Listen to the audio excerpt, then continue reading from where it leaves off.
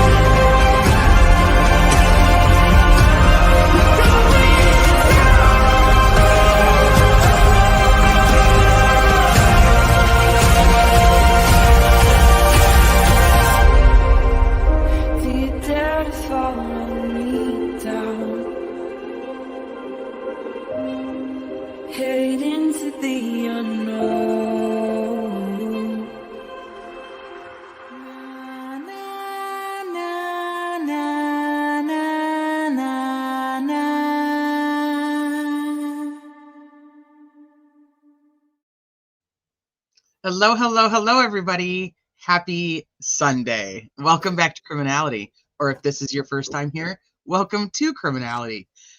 You guys are in for a show. Let me just tell you, I am already crying from laughter with our deponent today. We are covering the case of the state of Indiana versus Richard Allen.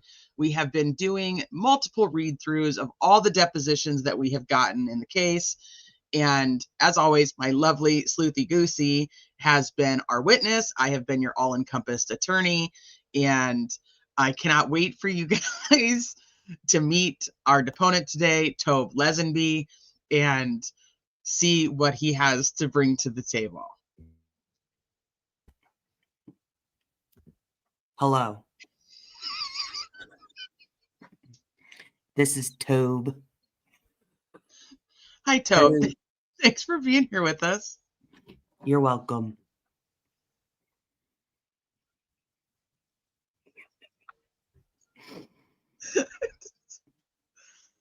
I don't even know how I'm going to ever make it through this. It's like I can't breathe. That's what he does. But he does. Is that a caterpillar? Did you kill a caterpillar to be here today? If you're gonna make fun of me, I'll leave. No, not at all. Not at all. I think you look great. I think you look fantastic.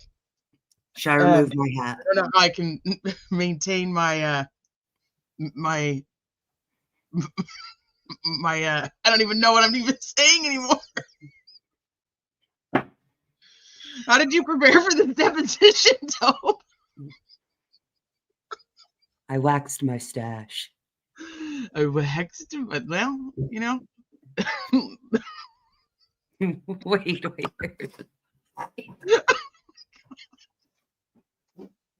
This is so, it's Lola. I don't even know where this just happens. I don't even understand it. Took a shower. This is perfect for a Sunday. All I was doing was chores. And then this.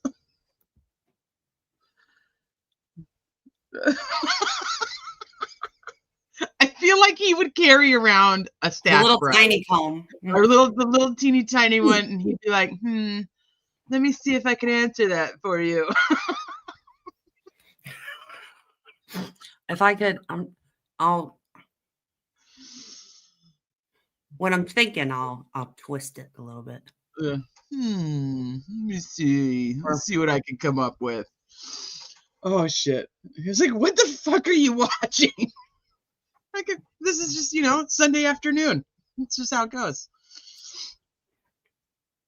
All right, let me pull. I don't even have this up yet, so let me pull this up really quick so I can share it with you guys.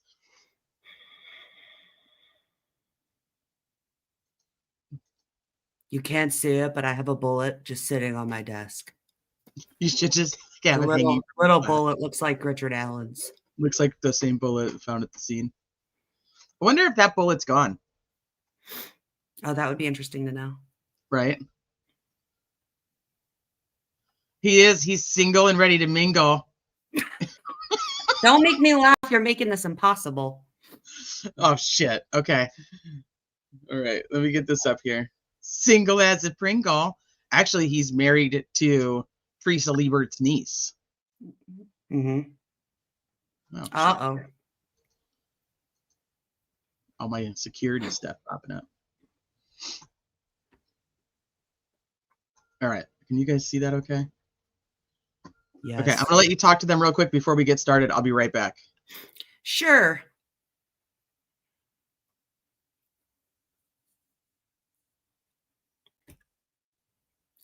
I wonder, I feel like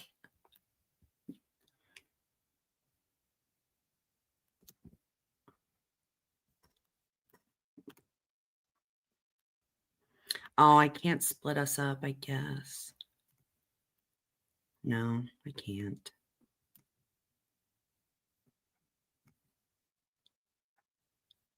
Oh.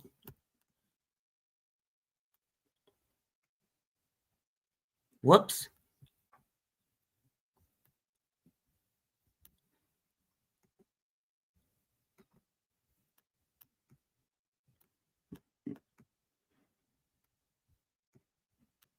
Oh, I can move us around. Hold on, people. Let's see.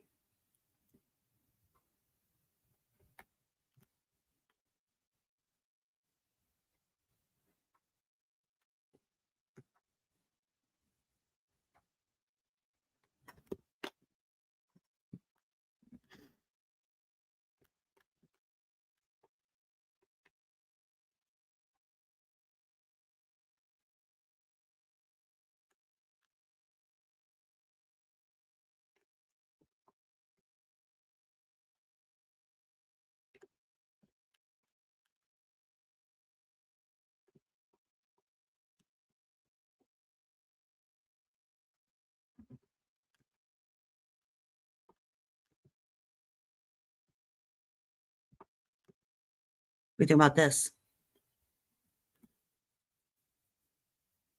That way we're across the table from one another.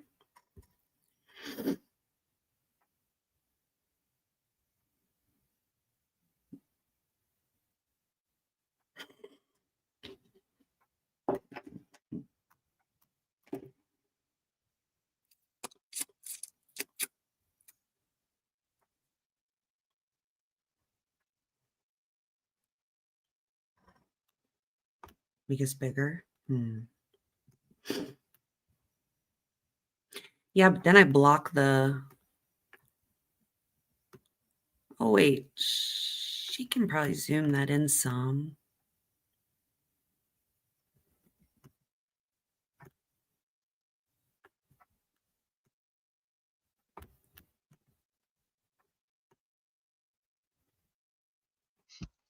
Okay, I'm back. Sorry, you guys. It's the weekend and the kids are all here, so I'm gonna I may have to pause like I did yesterday, which I try not to ever do. But oh, you've got us all over the place. Where are we going? Well, do you need me to go in? Ooh, that's not gonna work. Well, That's I'm about gonna read on my thing because I can't see it there anyway. Okay. Can you? Well, I read it on. I have it on my other screen, so I typically read it over here. I just have this up for them, so they can read along. Do you all need to read along? We won't read anyways. Okay. So if this is good for you guys, I'm fine with it. There's an echo? I don't hear an echo. There shouldn't be an echo.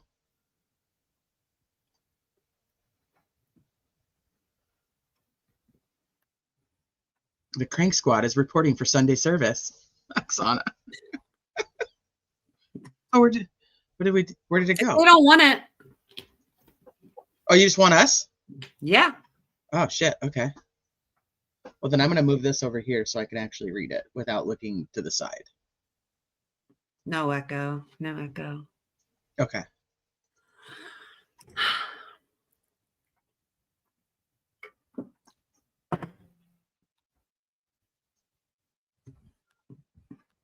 All right.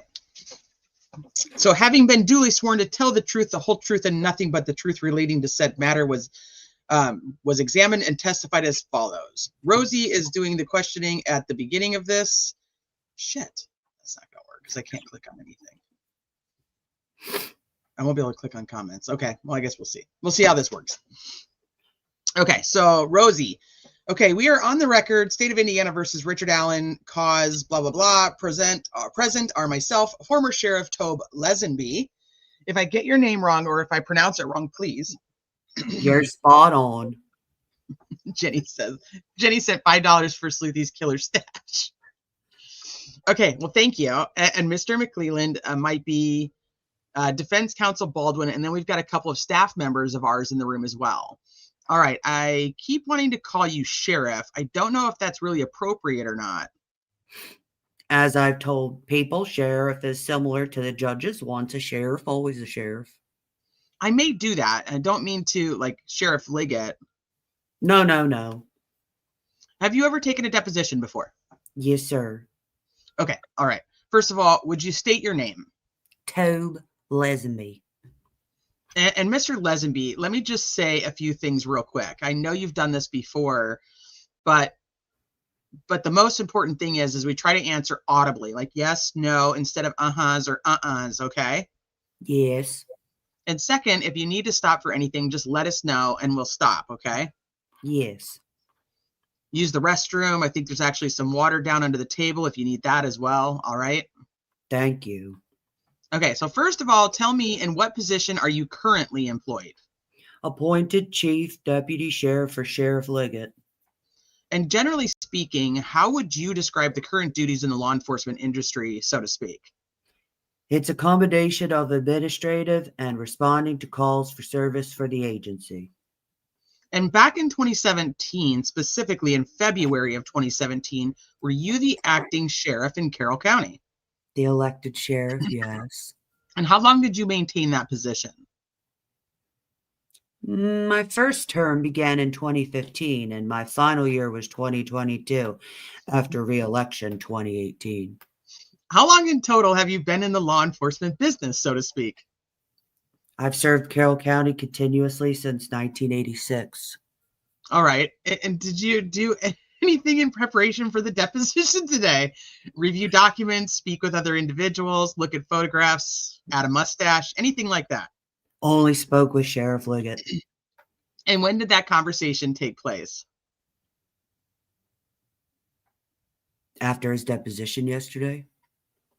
And what was the nature of that conversation? Just a general inquiry on my part as to what may have come up during his deposition. Okay, and what was his general reaction? Very, I don't want to say laid back, but I mean, he felt relaxed during his deposition. Did he talk about any subject matter in particular? No. No. Did he mention anything that seemed more important or less important than anything else? The only thing I guess, that he did mention to me that there was inquiry concerning my involvement with this investigation while I was sheriff, and we shared that conversation. During the course of your law enforcement career, have you ever been disciplined for any kind of misconduct? No. And I asked you this a minute ago, but I want to make sure I understand. Did you review any documents in the last couple of weeks in preparation for the depo today? No. I had offered up just some bullet point topics from Mr. McClelland. Are you generally familiar with those topics? I have reviewed those, yes. Okay, so after you reviewed those, did you go back and look at any police reports to refresh your memory about anything? No. Based on looking at the kind of rough outline. No. Okay, let's talk about this particular circumstance that occurred back in February of 2017 out here at the trail, okay? Yes, sir. Just tell me, if you would, do you believe that there were any eyewitnesses to the suspect or persons of interest in this case? I believe, yes, there were witnesses to the suspect.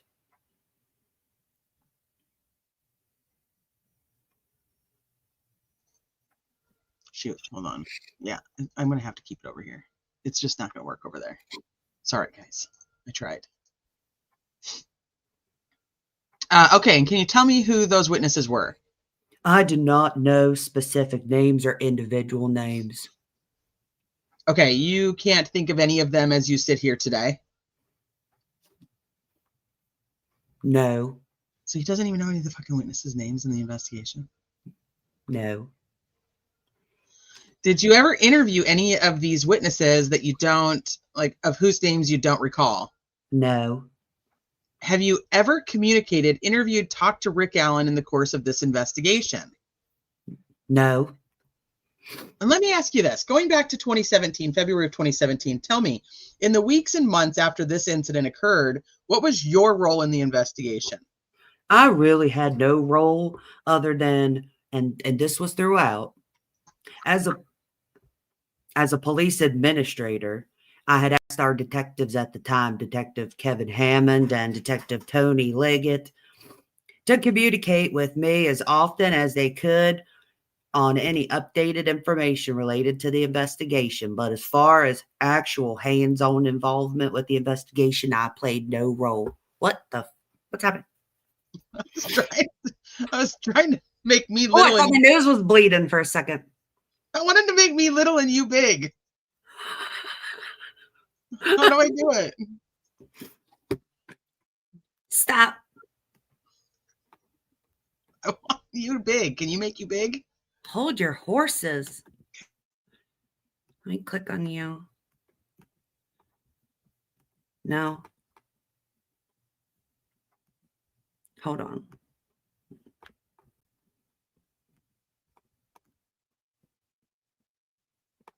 Edit.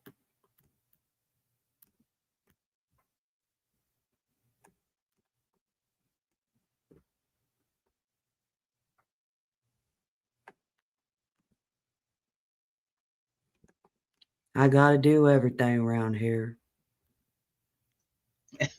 Yeah, that's it, Tobe. Delete.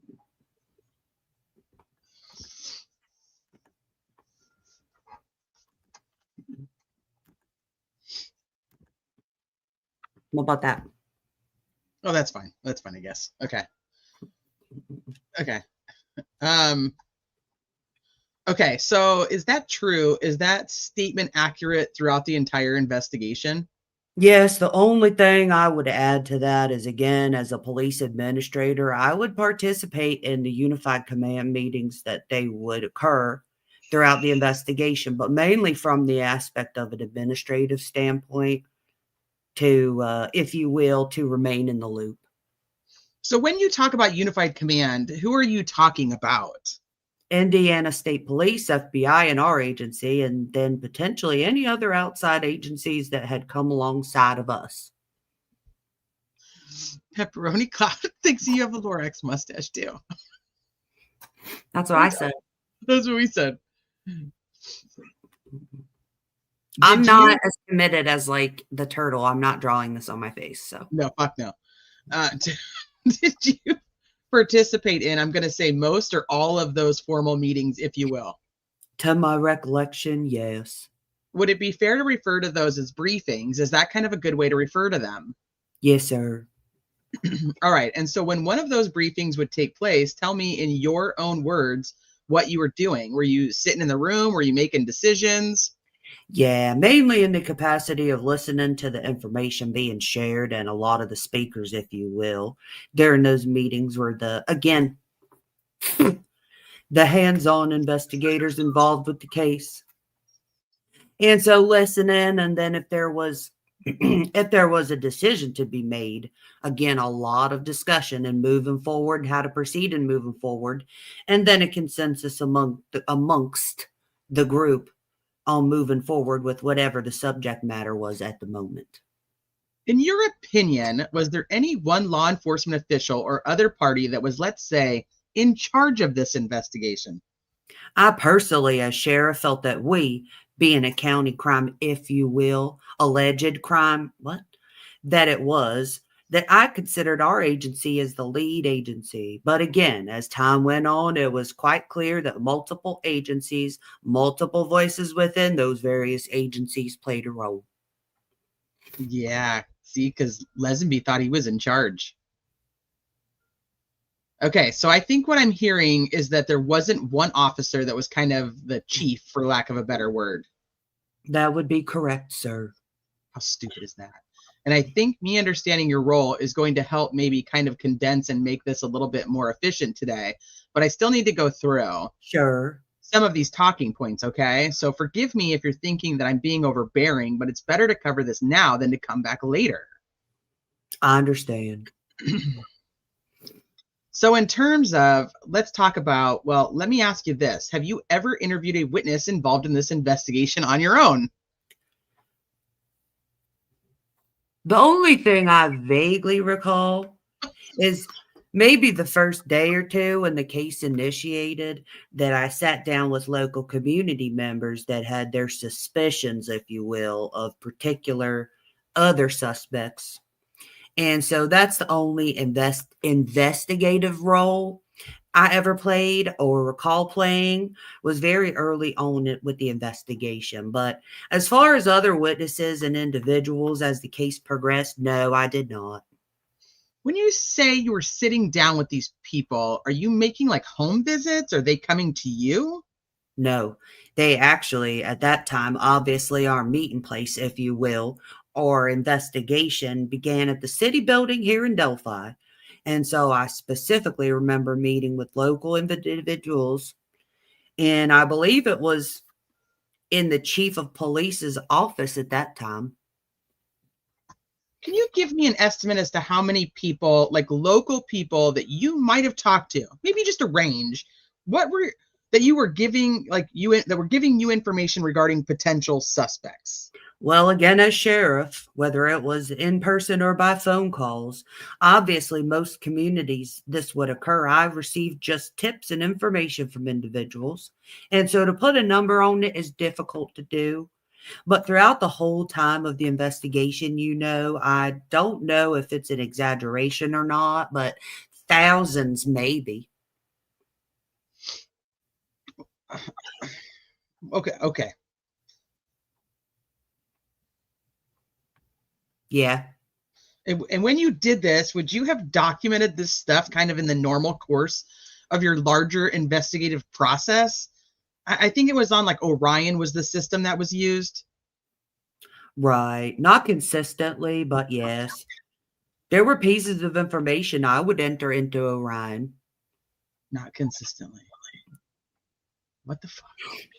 Okay, so you chose on some occasions to memorialize that information, and on other occasions you just didn't?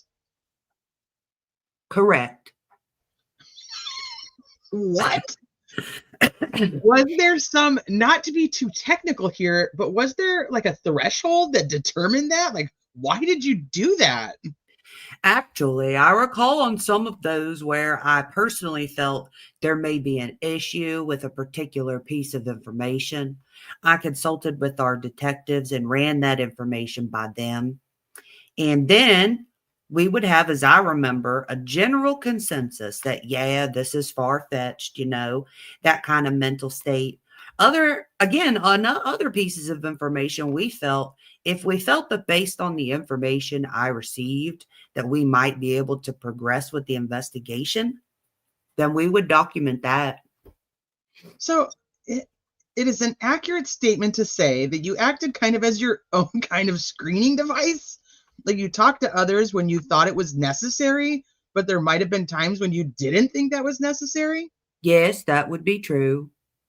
It sounds like to me that you were kind of acting like more of a catcher's mitt here than you were going out, and seeking leads and working witnesses. Is that kind of an accurate statement? Very true, yes. Okay, so over the course of this investigation, did you ever like go outside of the Carroll County community or the county? I'm just going to say, like, generally speaking, and talk to witnesses involved in this case? No, Did you fucking do anything, Tobe? no. Did you ever sit down with anyone who had information regarding the case that was from outside the Carroll County community? Again, as far as Or like communicate with them in any respect? right. Like not necessarily face to face. Yeah. Again, referring back to what I said earlier, I mean, I received, as sheriff, I received a number of phone calls, whether it was in the United States. Actually, I think I fielded a couple of phone calls from the United Kingdom. Like people purporting to be from other places near and far? Right. All right. Was there any, were there any phone calls that were made to you or information that was shared to you from areas outside of the kind of Carroll County community that stand out or that were helpful in this investigation? The only thing I recall where there were a couple of individuals from Franklin that were adamant involving a former friend of theirs as being the individual involved. And when I say adamant, I would receive phone calls from them, goodness, probably at least one time a month where and that information was followed up on by our investigators and didn't lead to anything. This would have been information that you would have essentially inputted into Orion at some point. Yes. Can you just tell me the names and might help me? The only thing I can remember is first names. The individual they were, if you will, pointing the finger at was an individual by the first name of Danny. Goodness, drawing a blank on the two individuals that were consistent. On the informants? Yes. That's who you're drawing a blank on. Well, right. But the suspect, so to speak, was Danny. Danny. I'm looking at my list here. Like Daniel Nation, does that have anything? No. Okay. All right. I don't see any other Dannys on this list. You don't know who the last name of that individual is? No. Okay. All right. Was there anyone else that you recall? I mean, we're in the world of, everybody else is investigating your crime in addition to your own officers and staff. Was there anyone else that reached out to you from anywhere around the world that you're like, this is information that's important and we need to follow up on it? No, nothing. No. None of those UK people had anything real? No. Okay. All right.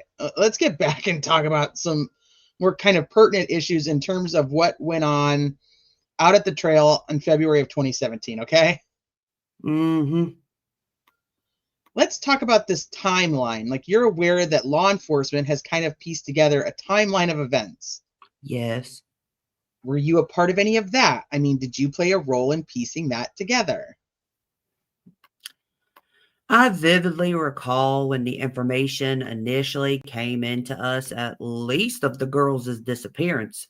I was actually in a county council that evening of the, 13th? Yeah, and it was brought to my attention and that we were going to initiate area or first responders were going to initiate a search of the last known area where the girls were seen. So again, it was a lot of coordinating with other area first response agencies and coordinating our efforts in that search on the 13th. Okay. So you were involved in some of that. Yes. Okay, let's talk about the timeline on the 14th. Uh-huh. And what I'm talking about is the timeline from, sometime around, let's say, noon on the 14th till 4, 5, 6, that general time frame. You with me? Yes.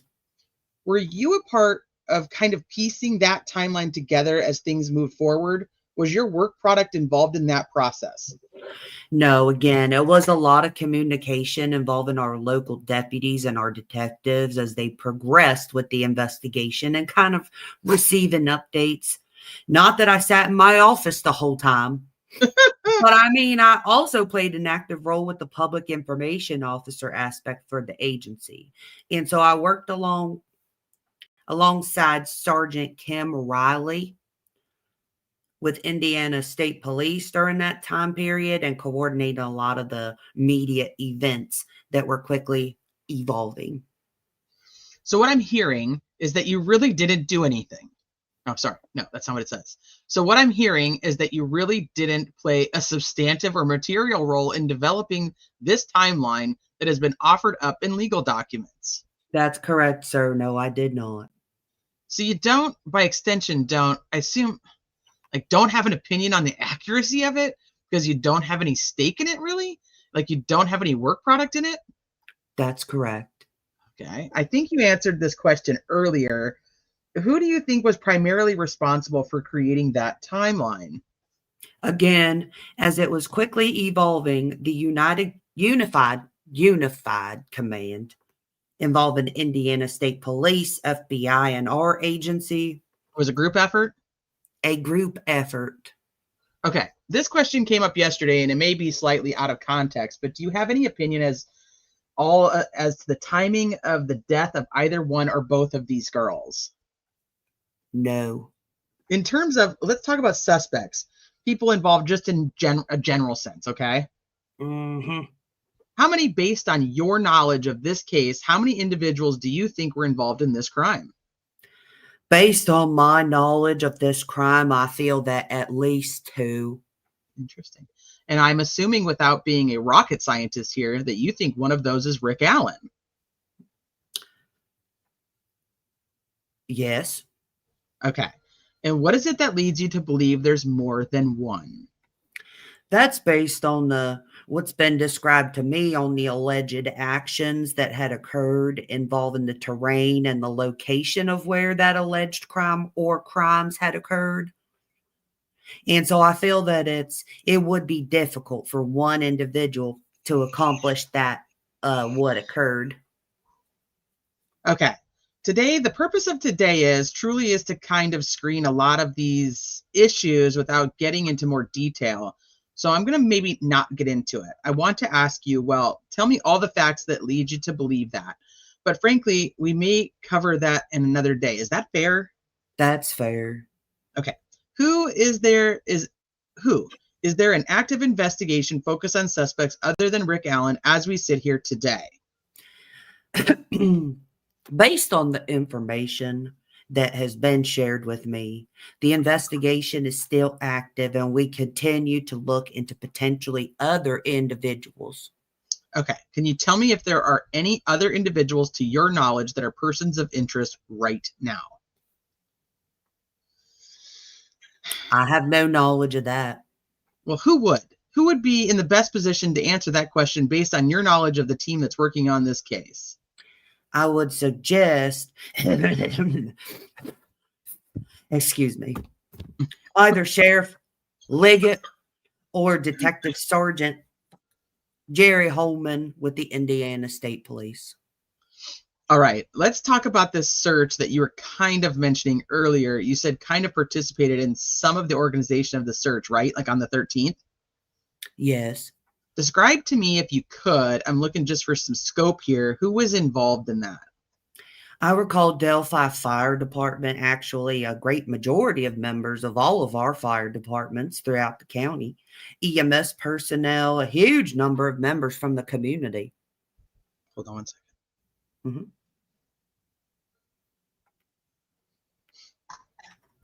Mm-hmm. Can you estimate like 10, 50, 100, 200? Goodness. As I recall the crowd, I would guess close to maybe 200 or more. 200 people searching for these girls and nobody fucking found them. Right. Not including the emergency personnel. Right. Okay. Are these people all or most all are all involved with this search on the 13th? Yes. So the response was pretty quick. Yes. From the community. Yes. All right. And then is that same statement basically true for a portion of the day on the 14th? Yes. So basically you're redeployed. Yes. And got right back at it. Yes. Okay. Understanding that formalities may not have been the entire focus, who was kind of in control of that effort to try and organize it? As I recall, the fire chief at the time, Daryl Starrett, played a role because fire agencies had in the past have obviously played assist roles in searches of whether it's younger children or elderly or anybody that's missing throughout the county. So Chief Sterrett actually had experience, if you will, in organizing these types of searches. Is he still around? He testified at the trial. I know. That's the question that Rosie asks. Oh, yes. It did sound like a me question, though. Yeah, I thought that was you. What a good delivery. It really did. We're only asking that question in a little bit because of the time delay. Okay.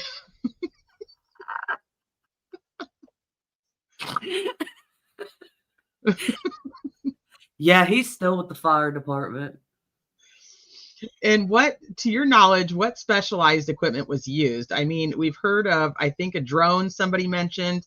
Not a big surprise, but what do you recall? Drones, obviously, with water involved. There were boats on the water. I think maybe even at one point the Indiana State Police had their helicopter in the air over that particular area. I don't know if there was any kind of the Department of Natural Resources, local or conservation officers may had equipment involved as well, but that's it. Okay, some people want the document on the screen, so let me do that. But I'm trying to figure out if there's a better way to keep Tobe up, unless you're going to be off camera. That's up to you. We're going to have to take a second because I'm going to put some eyelash glue on this situation here. Okay. All right. I'm going to pause for just a second. So you take care of that real quick. You guys hold tight and chat. I'll be right back. We need like an intermission video. We really do. I thought you were going.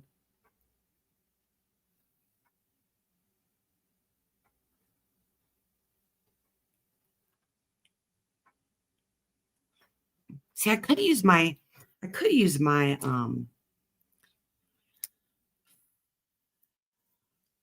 my eyebrow pencil, maybe. I'm trying who this. All right, I'm not gonna talk for a minute because I gotta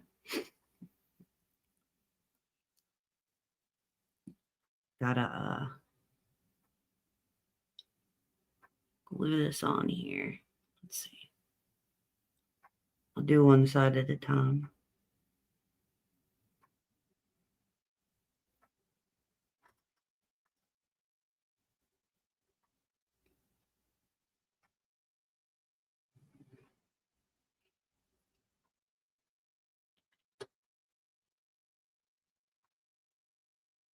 This thing's making my nose red. I think I'm allergic to it.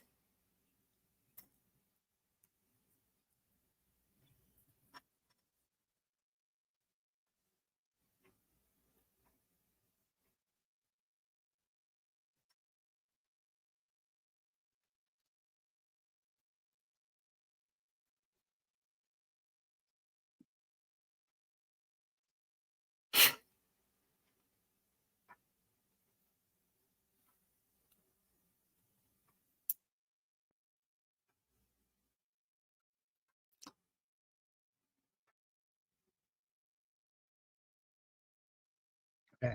Sorry. Are you ready? Or no, are we still on hiatus? Intermission. Intermission. Okay. I'll be right back then. Oh, this feels a little more permanent.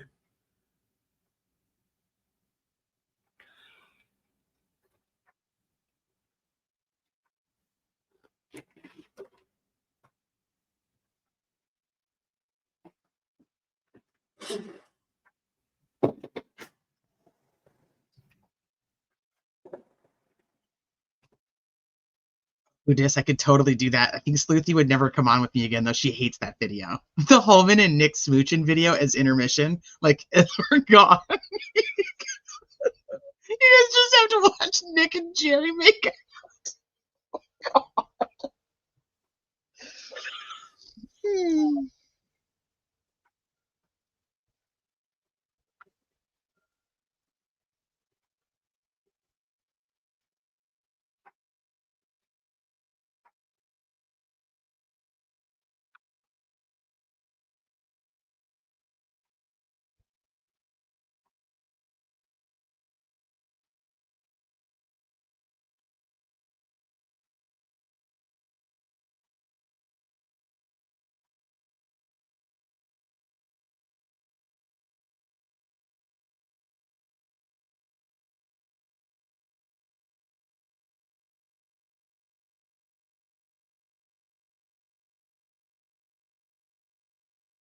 Did she glue her mouth shut too?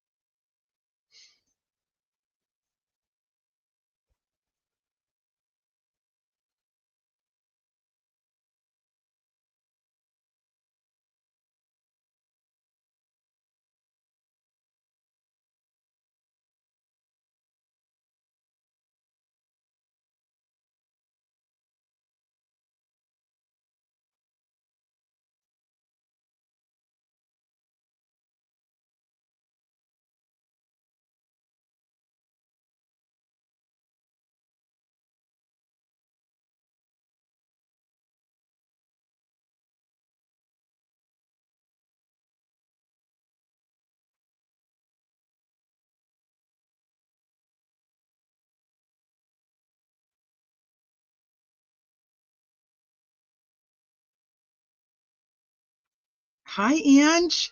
We're on intermission right now for a hot second. We have a wardrobe malfunction, so we're taking a hot minute break while I do some stuff.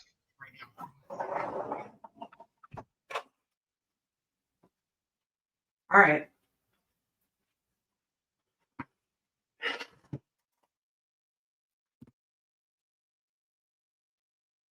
Yeah. Feels like a piece of hair stuck in my tooth.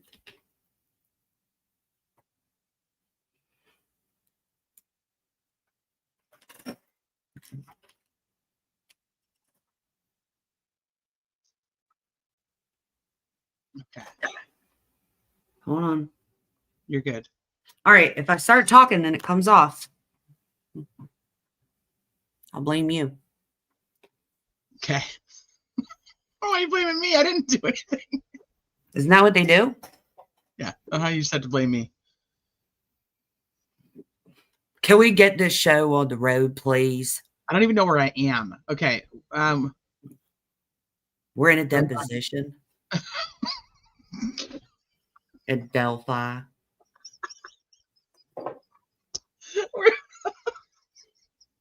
Were the boats and the drones and the helicopters used on both the 13th and the 14th? Yes. Were you operating any of these? I know you weren't flying a helicopter, but were you in any of these boats, or were you? No. Do I look like I could get in a boat?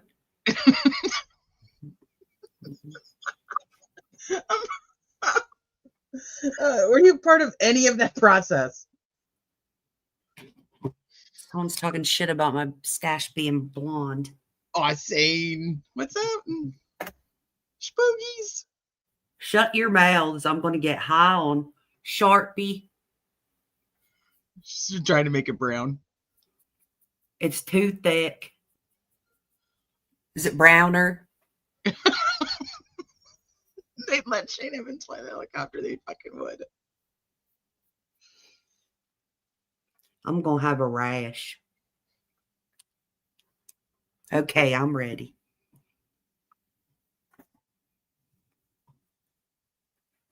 I said I'm ready. Oh, I'm sorry. I hadn't thought about the boats so much as I had the drones and the helicopters. Who was using the watercraft? Man, I'm going to pass out. Probably from the fucking Sharpie high. Yes. Again, as I recall, mainly the conservation officers. I can't remember. We obviously had a boat, but I don't think we implemented ours. We just mainly relied again on DNR. Okay. Was the boat on the creek down there? Yes. And were they like traversing that like Yes. creek line? Do you have any idea of kind of the distances they were traveling? I don't. Or maybe the endpoints? No. Okay. Would that have been Doolin? Officer Doolin? No, if I mouth breathe, I'll get sick. Whew. I can't remember if Lieutenant was supervisor back then. I'm trying to remember who supervised before him, but it was either Dan or whoever his predecessor was. Okay. Yeah. I'm not sure.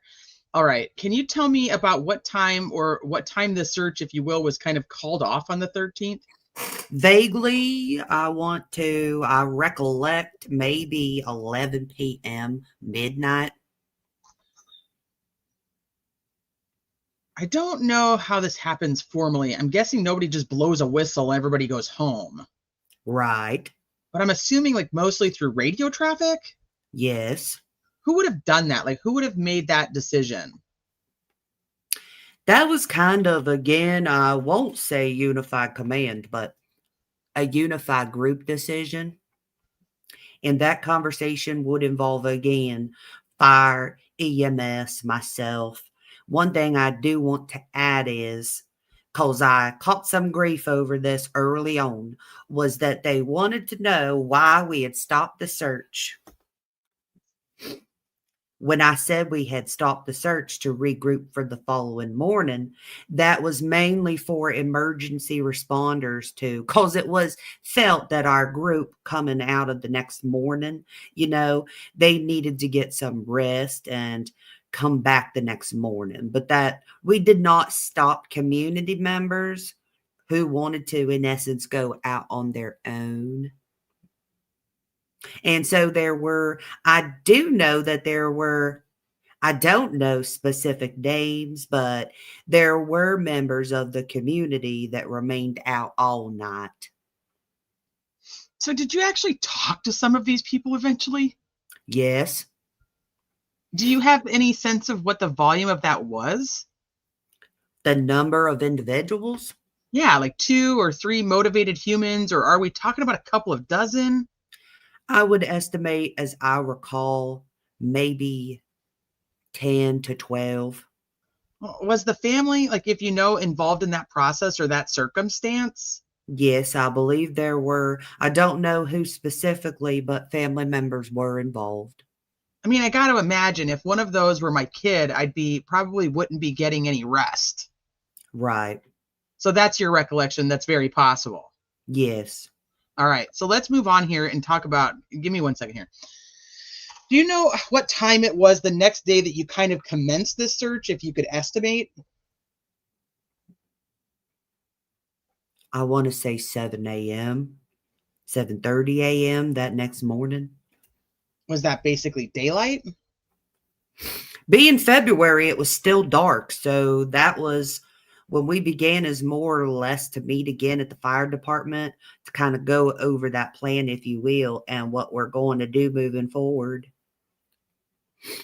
Was there anything that you recall that was different between the way you searched on the 13th and the way you searched on the 14th?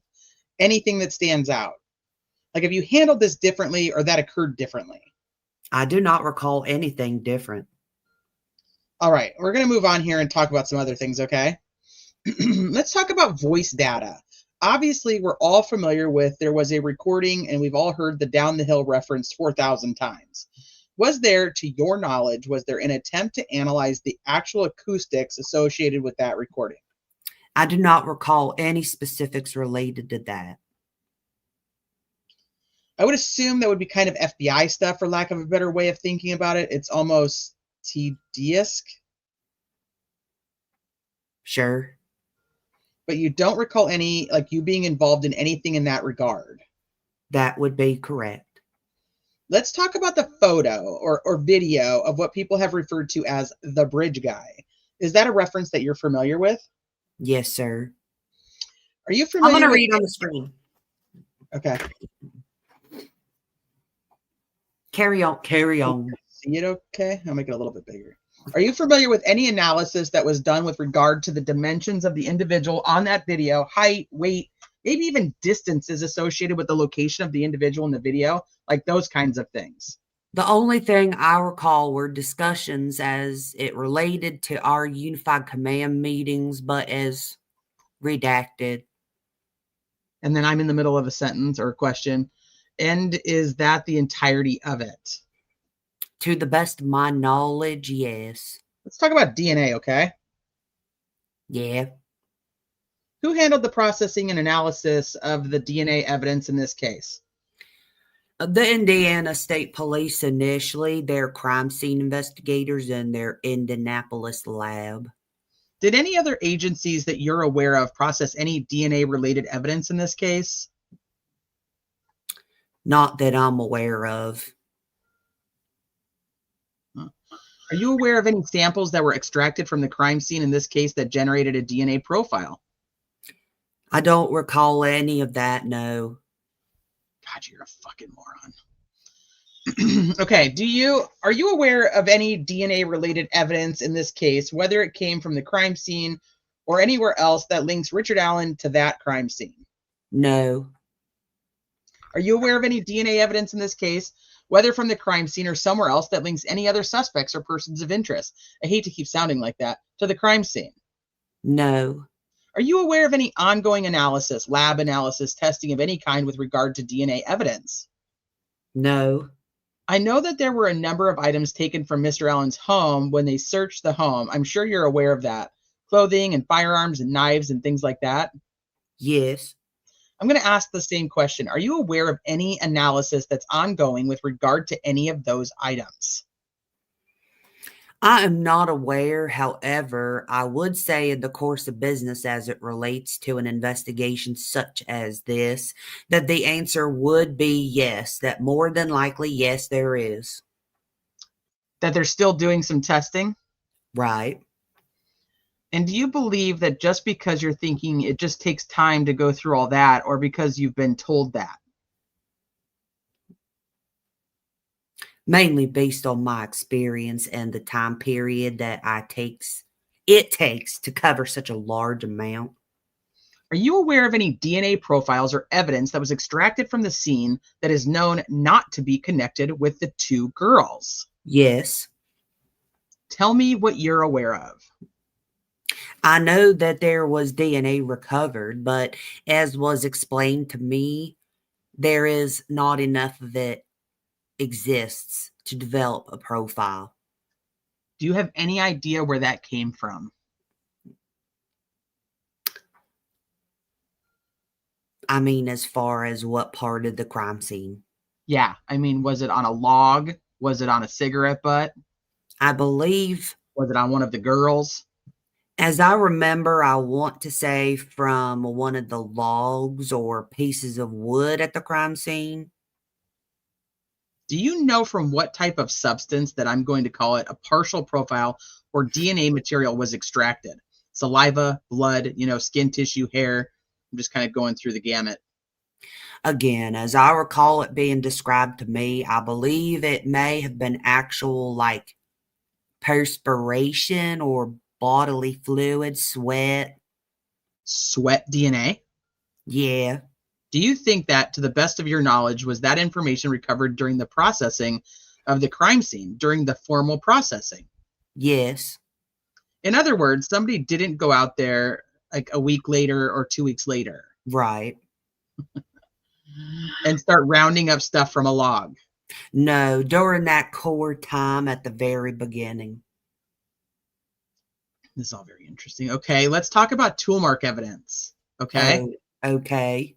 All right, so I'm assuming you're aware of this unspent cartridge that was recovered from the scene.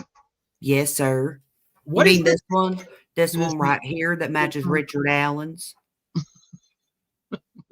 I've got it Yes. right here. I've got it right here for you.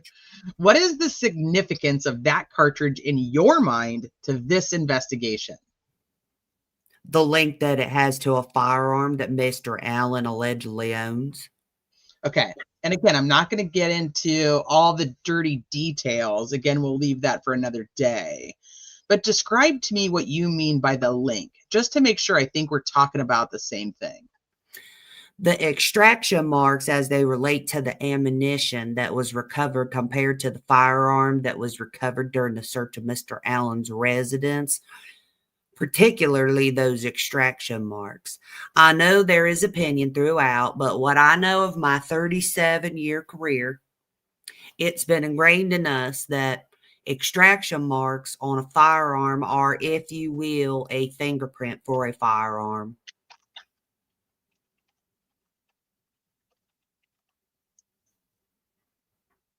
That's Okay. all I know.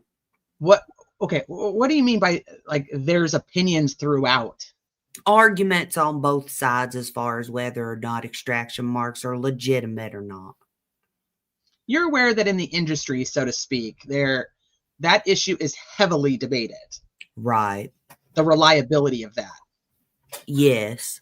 There's kind of like a division of the ranks, so to speak. Yes. Correct me if I'm wrong, I'm kind of imagining how this all went down. You're Melissa probably wrong. Oberg generates a lab result and says, hey, I think that this firearm and this cartridge were linked, right? That's basically what we're talking about here, right? Right, yes. If I'm not right, just stop and correct me. I don't know the name of the particular lab individual, but... Okay. Well, I'm assuming there was a meeting pretty quickly after that to discuss the findings of the laboratory. Yes. Were you in that meeting? I do not recall being part of that meeting, no. Do you think you would recall if you were part of that meeting? Oh, yes. Like talking about something that significant? Yes. Okay. Do you have any, I'll call it, secondhand knowledge about what occurred in that meeting because you've talked to Sheriff Liggett or Trooper Holman or anybody like that? If anything, there would have been not long after that meeting, Detective Liggett at that time would have come, or did come, as I recall, to my office to share that information one-on-one with me. Are you aware of any concerns that were raised by any law enforcement officials regarding the veracity of those laboratory findings? No, I'm not aware of anything. This is like the epitome of Tobe. I'm going to ask that just a different way, just to make sure that you understand what I'm asking. Did Sheriff Liggett or any of the other officers come to you and say, I got some real concerns about this because of A, B, or C? No, I don't remember that conversation. Are you aware of any ongoing tool mark testing in this case? I am not aware. Are you aware of any other firearms that were analyzed? This might be a little tougher for you to answer, but any other firearms that were analyzed other than this particular firearm that we just talked about? I am not aware. How the fuck are you not? Let's talk about cell phone information, okay? Mm-hmm. Do you know if there has been I'm going to call it a data dump. Do you know what that means? Yes. From Richard Allen's cell phone that was completed or conducted by law enforcement officials? I am not specifically aware of any of that, no. Are you aware of any information that may have been extracted from any cell phones owned by Richard Allen that would have connected him to these two girls? Again, those actions did occur, but again, that was based on, my recollection is based on conversation that Detective Liggett had with me at the time in his efforts to keep me updated on various points of the investigation. What do you just generally remember about that? Just that. It was just a basic conversation, I guess is the way I'll word it, that we have Mr. Allen's cell phone and, we're going through it. But as far as specifics related to what they recovered, I don't recall any specific redaction. Two pages of redactions. Okay. In other words, you're not aware of any face-to-face conversations that Keegan Klein had with either of these two girls. All right, we've jumped to Keegan Klein somewhere in that redaction. Right. No conversation. Or that there was some kind of meeting between them at any point or anything like that. Right. It's all basically related to the shots account. Yes. Okay. Same questions with Ron Logan. Any connection between the two girls from a cell phone or forensic standpoint of Ron Logan? No information, no connection there that was ever brought to my attention. Any connection between Ron Logan himself and either one of these girls' families that you're aware of? Pretty broad question. Yeah, nothing comes to mind. And I don't know if I asked this question earlier, but any connection at all between either of the two girls' families and the Allen family? No connections I'm aware of. This is maybe a similar line of questioning, and I'm a little bit less versed in this, but I'm going to take a shot. Have you ever heard of like geofencing? Yes. Do you know what that means? It was actually a new term to me when this investigation began. So do you believe that there was some attempts to geofence the crime scene and the areas surrounding the crime scene around the time period of middle February 2017? Yes, and again, that was based on what I recall of the Unified Command's conversations that involved FBI and I believe the U.S. Marshal Service. Okay, so you didn't have a whole lot to do with that yourself. Absolutely not. Would you have just been like a recipient or catcher again of the information if it was generated Yes. and helpful? Yes. Just tell me, maybe in summary, what, if anything, are you aware of that is material to this investigation with regard to that information? I know that there were various cell phone numbers that were collected and further followed up on by the investigators that were garnered through that geofencing process. So it allowed the investigators to further look into individuals. So my sense is they were able to extract a bunch of this forensic data and they kind of unencrypted it or decoded it, if you will. And then they started following up with these phone numbers and contacting people, right? Right. Kind of working backwards in a way. Right. Any information in the investigation that you're aware of that would have connected Rick Allen with any of that geofencing data? Nothing that was ever brought to my attention. Are you aware of any, I'm going to call it digital forensic data, same kind of stuff we're talking about, that corroborated that Rick Allen was actually at the trail that day? I don't recall any of that information, any connection. Let's talk about social media activity. Okay. I gather, and you can correct me if I'm wrong, that this investigation contained one of the most exhaustive social media analysis and investigations probably in your history as a law enforcement officer, right? Yes. Would you say that there were large, significant amounts of resources that were utilized to try and use social media to your advantage as a law enforcement Yes. community? Yes. Are you aware of any information, by the way, I'm just hitting this because it keeps going off. We talk off the record for some reason. Excuse me, I digress. You're fine. Are you aware of any social media connections between Richard Allen and either one of these two girls? No. Do you think you would be aware of that if it had existed at this point in the investigation? Yes. Are you aware of any social media information that connects Richard Allen to this particular scene or this area near the bridge in that general area back in February of 2017? I guess the way I would respond to that, obviously, is not that particular date or those two dates of February 13th or 14th of 2017, but obviously since then, yes. Yeah, I agree with you, Ange. How did they try to use social media to help them? Yeah. Okay, what are you talking about since then?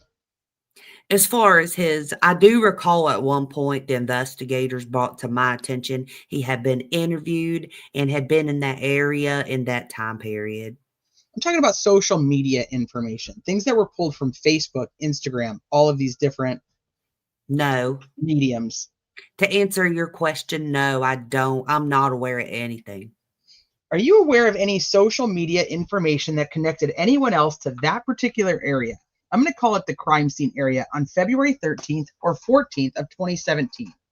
I don't know if this is what specifically is being brought up at this point, but we did have, and I'm drawing a blank on the specific terminology involved, but we had individuals that would post, and I remember seeing particularly photographs of their speculation of seeing other individuals. The specific example I remember is a post of allegedly there was an individual under the bridge that they speculated may have played a role that day and actually following or watching the girls on the bridge. Right. He's talking about people speculating. He's totally missing the entire fucking point, which was Okay. that.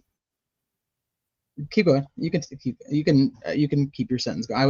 That was what I was trying to figure out. Like, what the hell is he talking about? I finished. Oh. Okay, so let me ask you this question. Is there another officer that's involved in this investigation who would be more equipped to talk about the details involving this circumstance than you? Yes. Who would that be? Everybody. No. I would say probably potentially Mr. McClelland's investigator, Mr. Mullen. I can't with these fucking people. And then Mullen's like, I don't know, you should probably talk to Tobe. I don't know, you should probably talk to Holman. And Holman's like, I don't fucking know. Tobe was the lead investigator. It's the biggest fucking circle jerk ever. Nobody takes accountability for shit. Any other information that you're aware of on social media or extracted from social media during the course of this investigation that tied anybody else with this particular scene or circumstance? Not that I remember. I think I asked this earlier. Anything that connects Richard Allen to the scene regarding social media communications or photos or images of any kind? Nothing that I'm aware of. All right. There were computers that were collected in this case. I certainly know from my client's house. Were there other computers that you're aware of that were collected from other people's homes? I'm not aware of specifics, but I would assume that yes, there were, but I don't have that knowledge.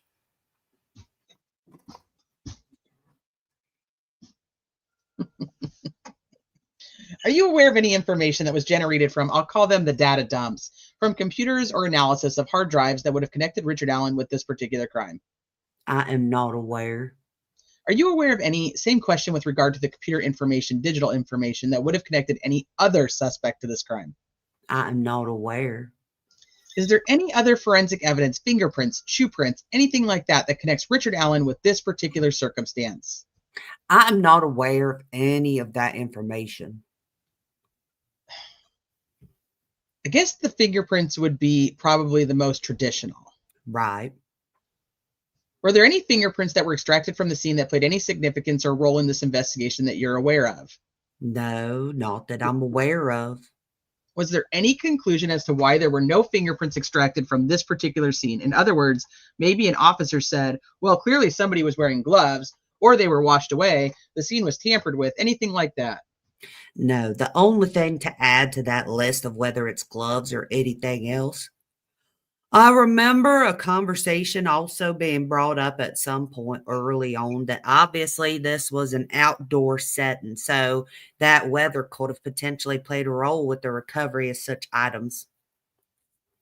Tobe Leazenby is the one who told the world that there were fingerprints and DNA taken from the crime scene. I just want to make sure that everybody's aware of that. And now he's stating in this deposition that he is not aware of any such thing.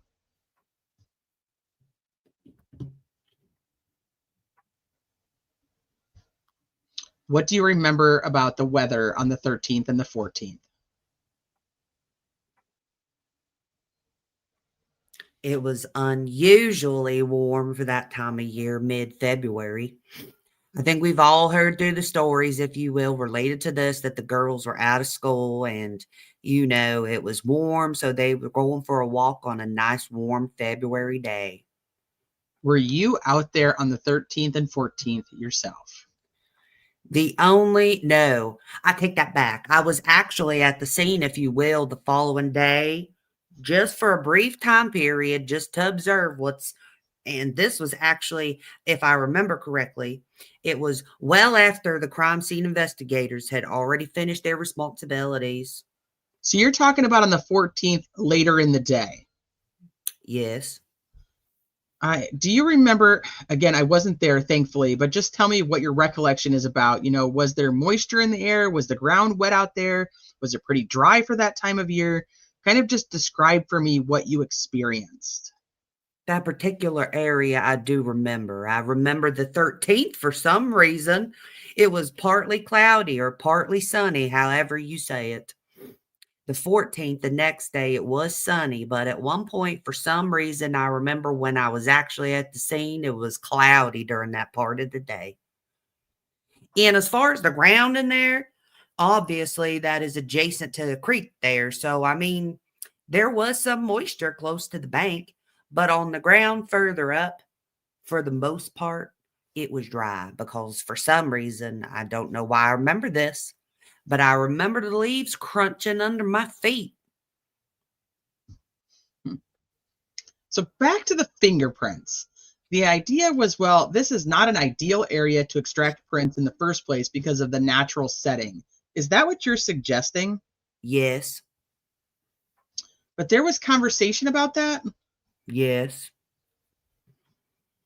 But you're not aware of any fingerprints that were extracted in this case that really helped in any way with the investigation. I think this is where Rosie is going wrong.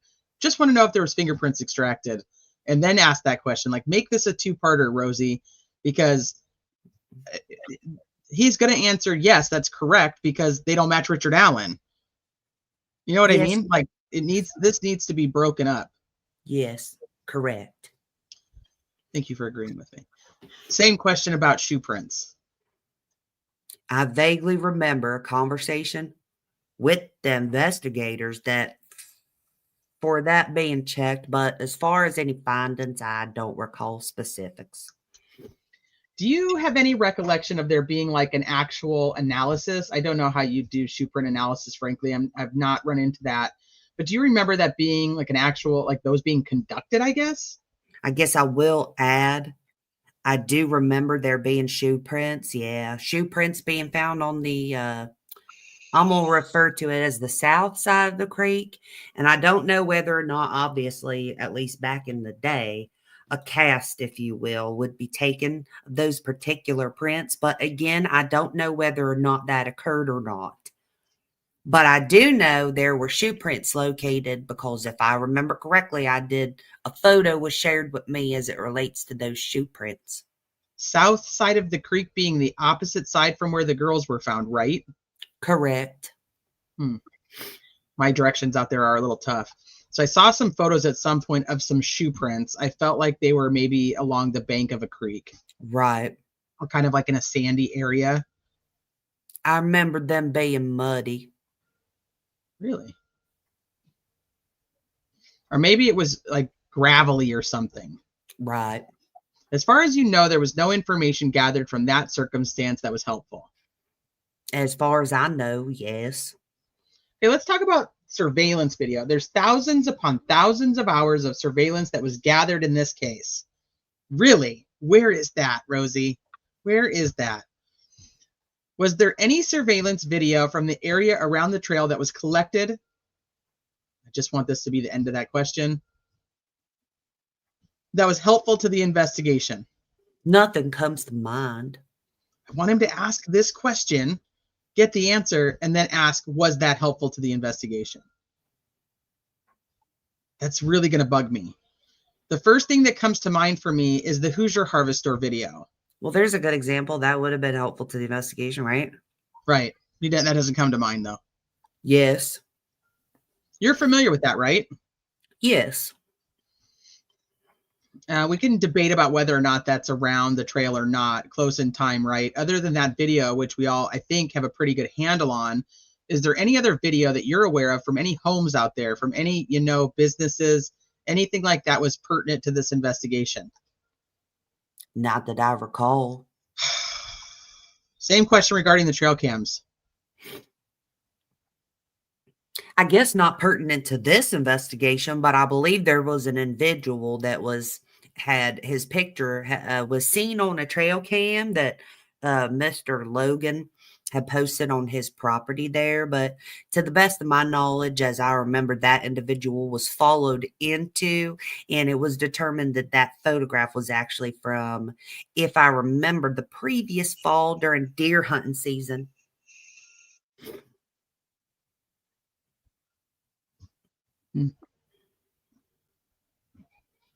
Just one photo of one person at some other random point. That's all you remember.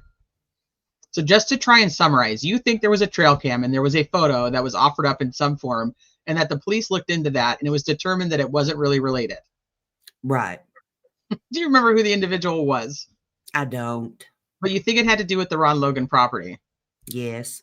Are you aware of any video, surveillance video, or photographs, I'm going to ask, that kind of in the same context, that demonstrates or reflect Rick Allen's activities on the 13th or 14th, other than the Hoosier Harvest Store video? No. So in other words, was there a gas station downtown where you extracted a video and he was in like getting coffee or anything like that? No. You think you would be aware of that at this point in the investigation? Yes. Like, so if he was in there buying beer, a 6-pack, you think you'd be aware of that? Based on, well, is there any information other than the Hoosier Harvest Store video that we've heard about that you believe definitively places Rick Allen at any other location on the 13th or 14th? Based on information I'm aware of, no. There's no other location comes to mind. And are you aware of any video, including the Hoosier Harvest Store video, that specifically generated an image of Rick Allen? No. So you're not aware of any image generated by the Hoosier Harvest Store video Rick Allen was in? Right, no. There was some discussion yesterday about, I'm going to loosely refer to it as the muddy, bloody person. Do you know who I'm talking about? Yes. You know who I'm referring to, right? Yes. This would be, I believe, the person that Sarah Carbaugh described. Does that sound accurate? I don't recall her name, but I know what you're referencing. Shibby. Are you aware of any video or photographs that exist that captured that individual? No. In this investigation? No. Do you have, as you sit here today, do you have any sense of where Sarah Carbaugh said she saw that person and kind of how that all transpired? As I recall, when I had conversation with our investigators, that she had observed this individual walking, in essence, westbound on our county road 300 north near the Morning Heights Cemetery area there, and then walking along or onto the Mears property on the north side of the road. And the last sight that she may have had of him was of that individual was going behind a barn on the Mears property. So you recall that she told law enforcement authorities that she saw that individual walking behind a barn on the Mears property?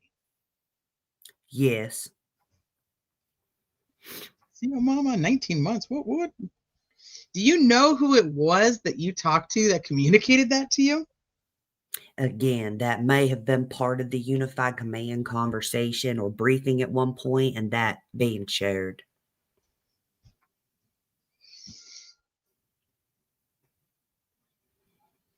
I'm not going to get maps out today, again, because we're not really here to do that. But I'm trying just to get some context. First of all, like, how many Mears farms are there out there? Because it strikes me there's at least 2, if not more. Yeah, I know of at least 3 in that general area. So when we're talking about Mears farms, I guess in my mind, I'm talking about like a homestead, which includes like a house and at least some outbuildings, barns, whatever. Yes, it's a red brick. I want to say Victorian style type home. And this would be on the north side of the road. Yes. And would this be west of the cemetery? Yes. And is that the home that you believe this barn was associated with that you mentioned earlier? Yes. So what you recall is that there was discussion about this muddy, bloody person walking behind that barn, which would then be kind of to the north of the house. Yes. Do you remember any more details about that? No. Of course not. Let's talk about, I've got my little note here, like hate crimes. That's the way I characterized it. Did any part of your investigation focus on the possibility that these crimes were carried out by some type of, say, hate group? At one point, I remember the investigators looking at And when I say investigators, more so I think the FBI and U.S. Marshals, possibly even the Indiana State Police. Looking at the quasi-religious group, can't remember the name of that group off the top of my head, but whether or not this, obviously not satanic, but something along the lines of discussions related to their rituals, whenever they participate in their events. Forgive me. When I think of hate groups, I think of things like the KKK. That's okay. I also think of things like Hell's Angels and gangs. I'm thinking in a broad sense. Sure. I'm not trying to. So, do you remember any specific group, the name of any group that may have been a group of interest, I guess, is a way of. Again, I can't recall the specific name. In fact, it was the first time I had heard of them in my career. So I can't recall the specific group's name, but I do know that they were followed into. God. Okay. Do you remember anything? There was a little bit of discussion about this yesterday. Do you remember anything about that group in any detail in terms of like ritualistic stuff? For some reason, what came to mind was the questioning of some tree limbs or sticks, the way they were found at the scene and the way they were aligned or piled up. And that I can't remember the specifics, but that there may be a connection between the way those tree limbs or sticks were configured and being comparable to this group's participation in various outdoor whatever they participate in. Okay.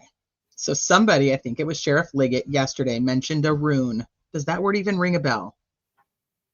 What was it again? A rune. A rune? No. Well, let me ask you this. Did you participate in any of this part of the investigation, No. Like looking at any of these hate groups, if you will, or extremist groups is probably a better word. No. Again, as I recall, the combination of investigators were the state police, FBI, and I think maybe some U.S. Marshals actually may have been involved as well. You mentioned earlier you talked to a lot of people in this community all the way from here to the UK, I think is pretty much what you said. Did you ever have anybody come to you and say, hey, look, there's an extremist group and these people might be behind this and you need to follow these leads, I guess, for lack of a better word? Right. Nothing specific that I remember, but again, like many of us, I received a number of various ideas and thoughts. Do you know if there's still any active investigation pertaining to this type of extremist activity being involved with this case? Not that I'm aware of. Let's see here. Let's talk about the crime scene. And just so we have some context again, my understanding is that you just tell me in your own words. When did you first visit the crime scene? As I remember it, would have been February 14th.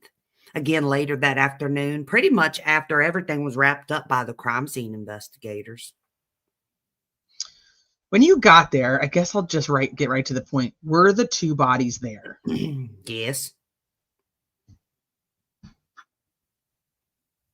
Yes, they were there. Liebert is related to Tobe.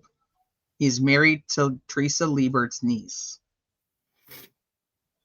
So they were still laying in their, what I'm going to call their natural state. Right, yes. So do you think you saw an intact crime scene in your mind? Based on, I guess, my past experience in that as it relates to outdoor type crime scenes, I would say yes. Has there been any evidence? This is a broad question, but I think fair. Has there been any evidence from that crime scene, and I'm talking about generally the area surrounding where the girls were found, an extension of that maybe to the bridge that connects Rick Allen with this crime? Not that I'm aware of. Was there, do you believe that sex played any role in this particular crime? Based on the information that was shared with me as far as physical evidence, the answer is no. When I mean sex, just to make sure we're square, I'm talking about intimacy of some type. Right. Not talking about gender. Right. Were you a party to any unified command meetings where there were any conclusions drawn that, hey, this was sexually motivated? There may have been some point. I guess I'm going to refer to those as opinions and just general discussion, that there may be a connection there, but anything specific or anything that actual evidence, if you will, no, nothing come up like that. Okay, so now this is my question. Did they depose Hammond?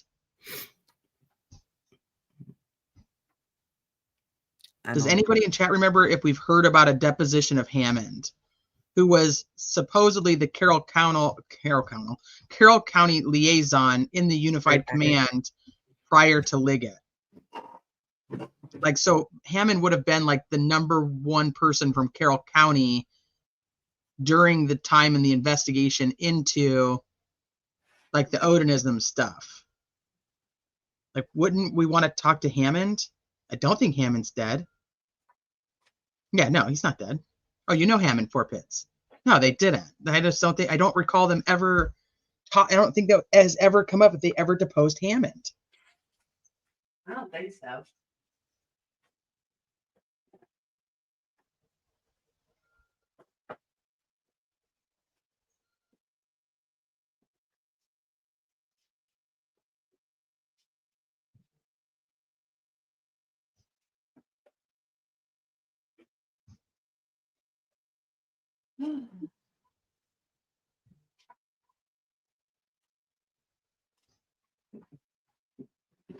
All right.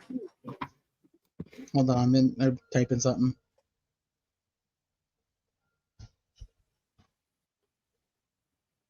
And turn the oven on.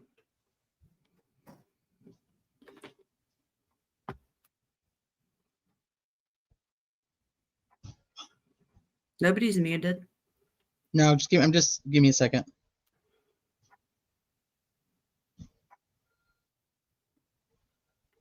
Oh, you know what? Let me go get me some ibuprofen.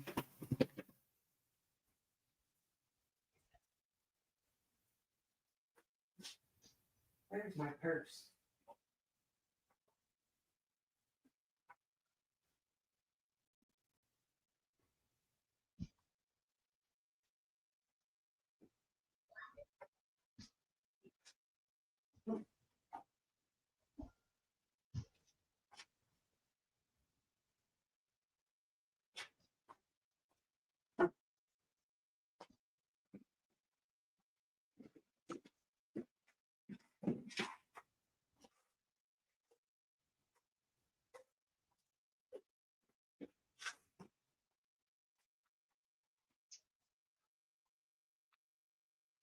You're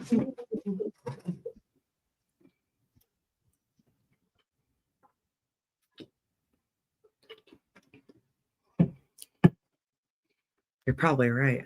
Are you back? Yeah. Okay. I'm trying to figure out where the hell I am. You're in a deposition in Delphi. You're on 22. I am? Okay. Huh? Okay. So the next question would be a logical extension.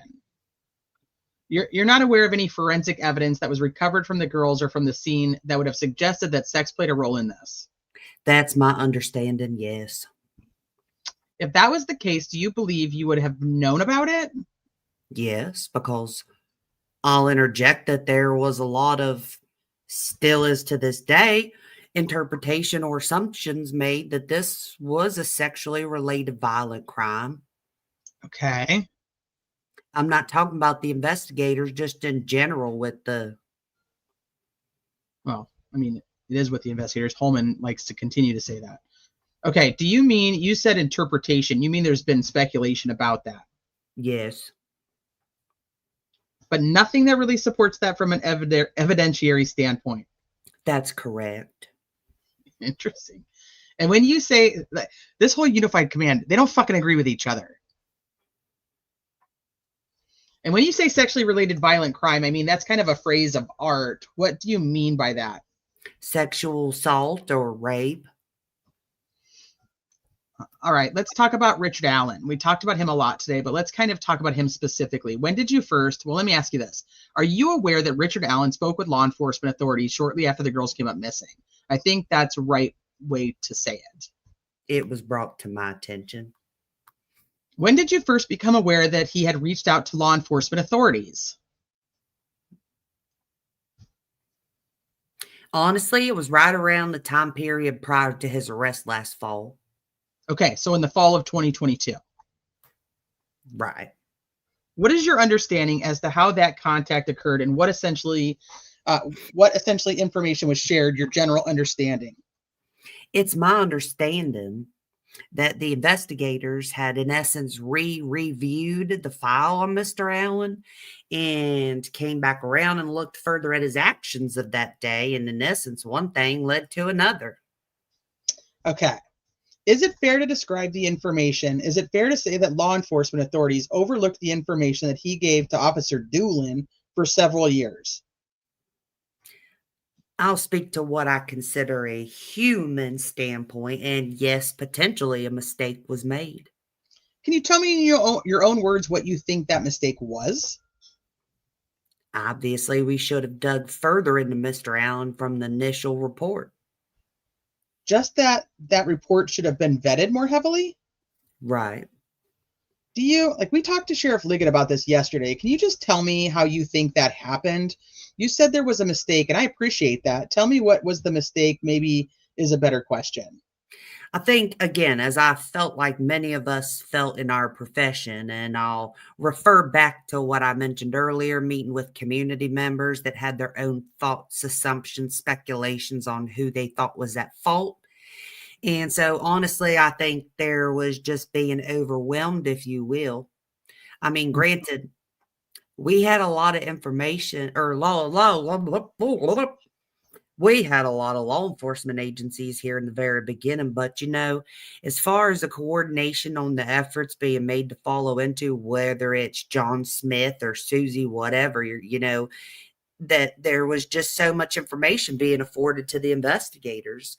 And I'm not talking about the Unified Command investigators, but all the investigators that came on board with us, that not everything was fully vetted.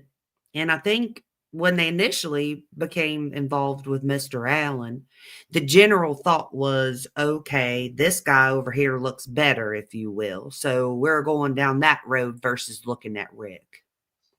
I think that's also the same thing that happened when they saw Rick.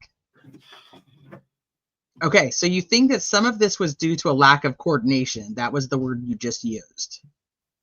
I guess, honestly, I don't want to say lack of coordination. It's just so much information was being provided at that time period. And so it was difficult to get a good grasp, okay,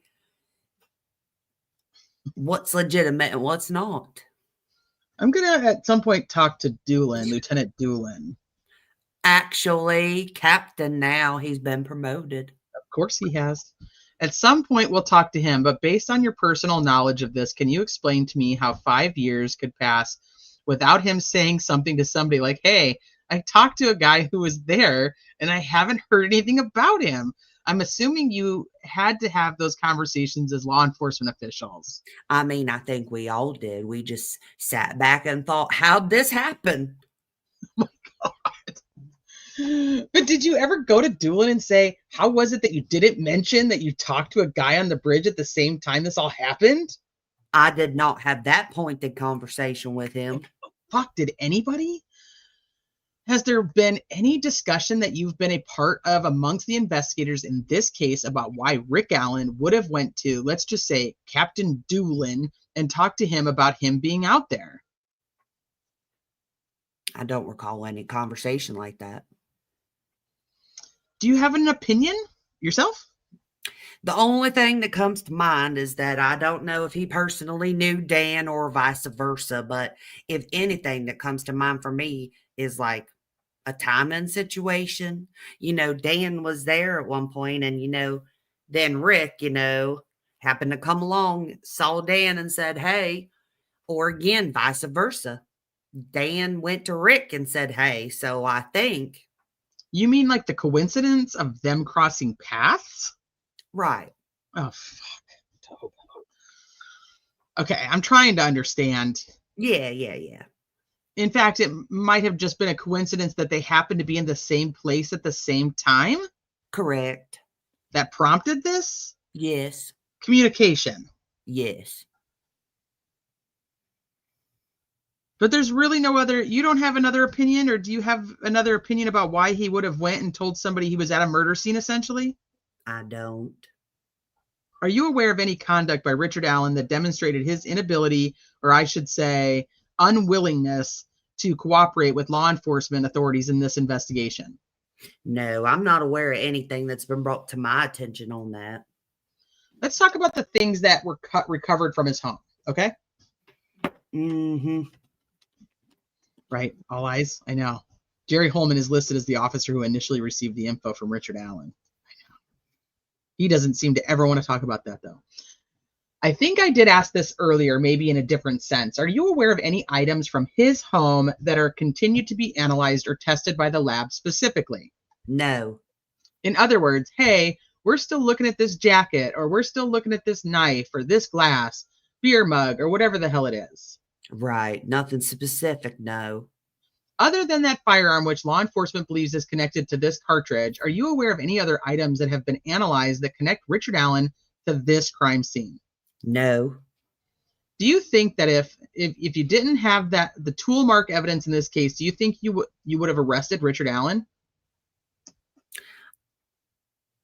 I'd like to think there were other things playing into this, but not as timely as what did occur.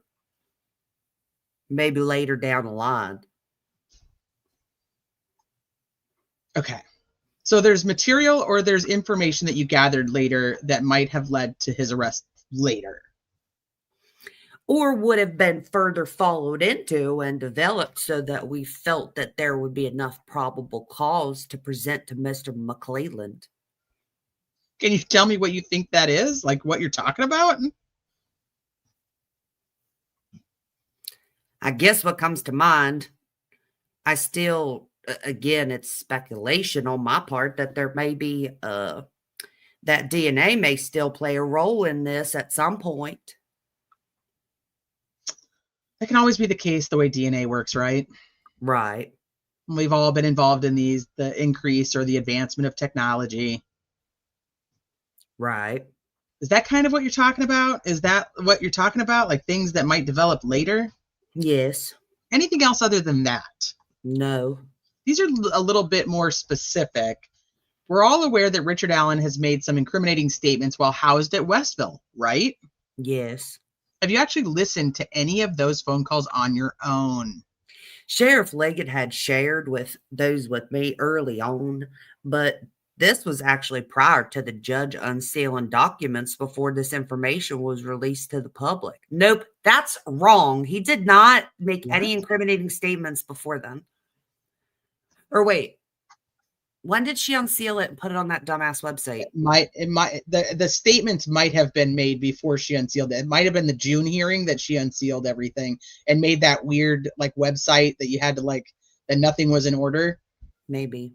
It might have, honestly, it was either April or it was June.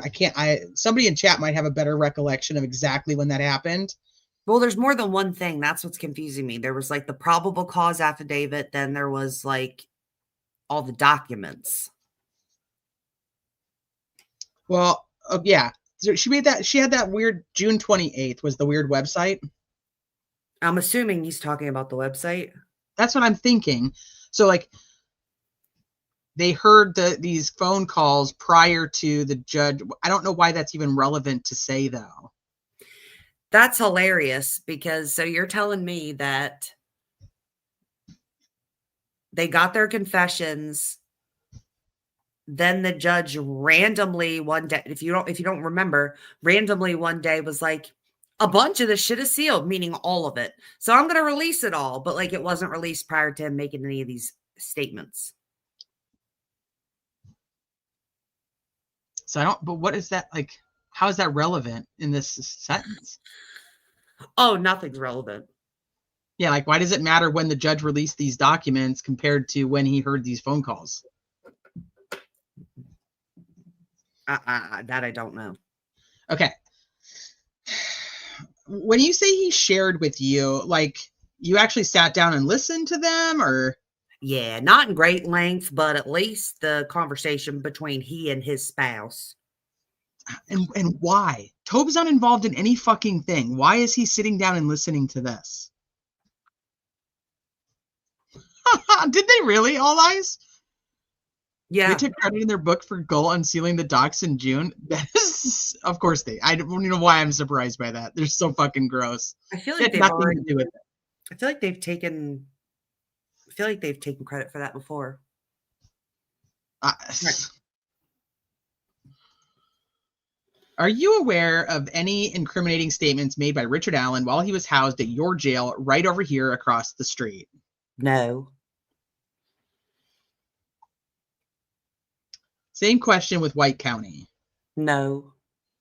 Are you aware of any statements made by Richard Allen that contain details that are associated with the crime scene? He mentioned shoe prints. He mentioned sticks. He mentioned anything like that? No. Or the manner of death, cause of death? No. So no confession he made had any relevance to the actual crime scene or anything that only the killer would know. Okay. So let me ask it another way, just to make sure I'm square here. Are you aware of any incriminating statements made by Richard Allen that were unique to the circumstances in this case? No. Have there been discussions amongst that you've been a part of, you have firsthand knowledge of, about concerns about what he said and the authenticity or the accuracy of what he's saying? Nothing jumps out at me. Sheriff Liggett hasn't talked to you about any, like, hey, I'm really worried about that. Maybe he's under stress here and these statements aren't accurate or anything like that? No. Are you aware of specific efforts that were made to monitor Richard Allen's movements, conversations, activities while he was incarcerated in any of the three facilities, Carroll County, White County, or Westville? As it relates to movement, the only thing, obviously, when the transfer was made from White County to Indiana Department of Corrections, again, I'll refer to the word timing because I did have a couple of media inquiries back then as to when we were going to move him from White County to DOC.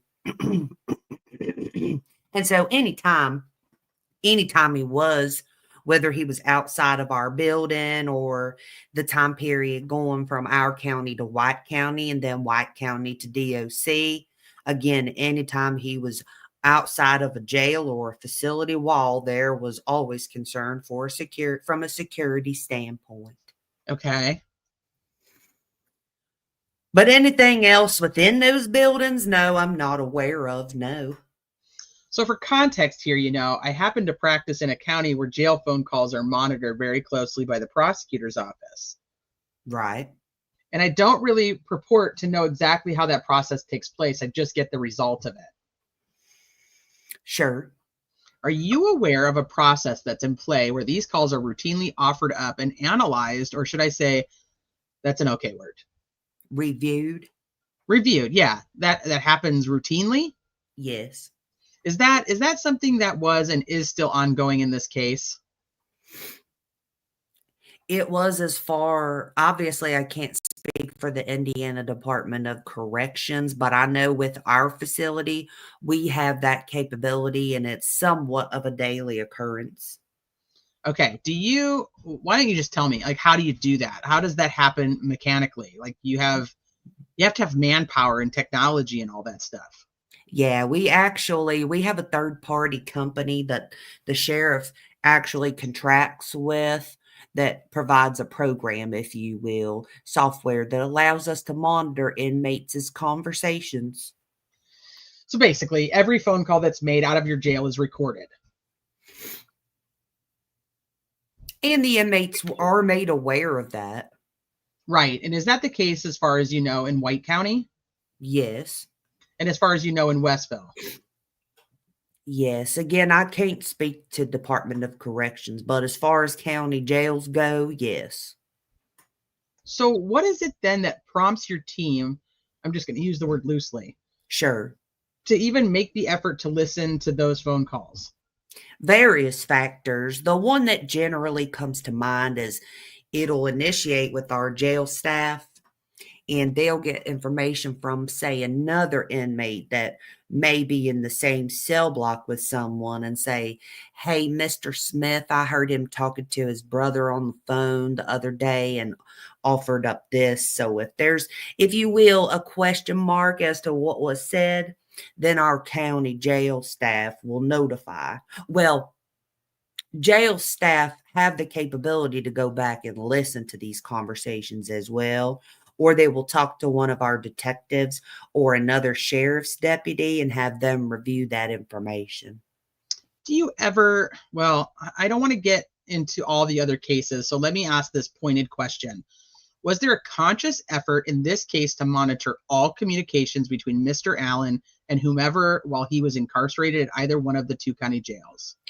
I know from our perspective, and this was mainly for his own well-being, the thought process was to, yes,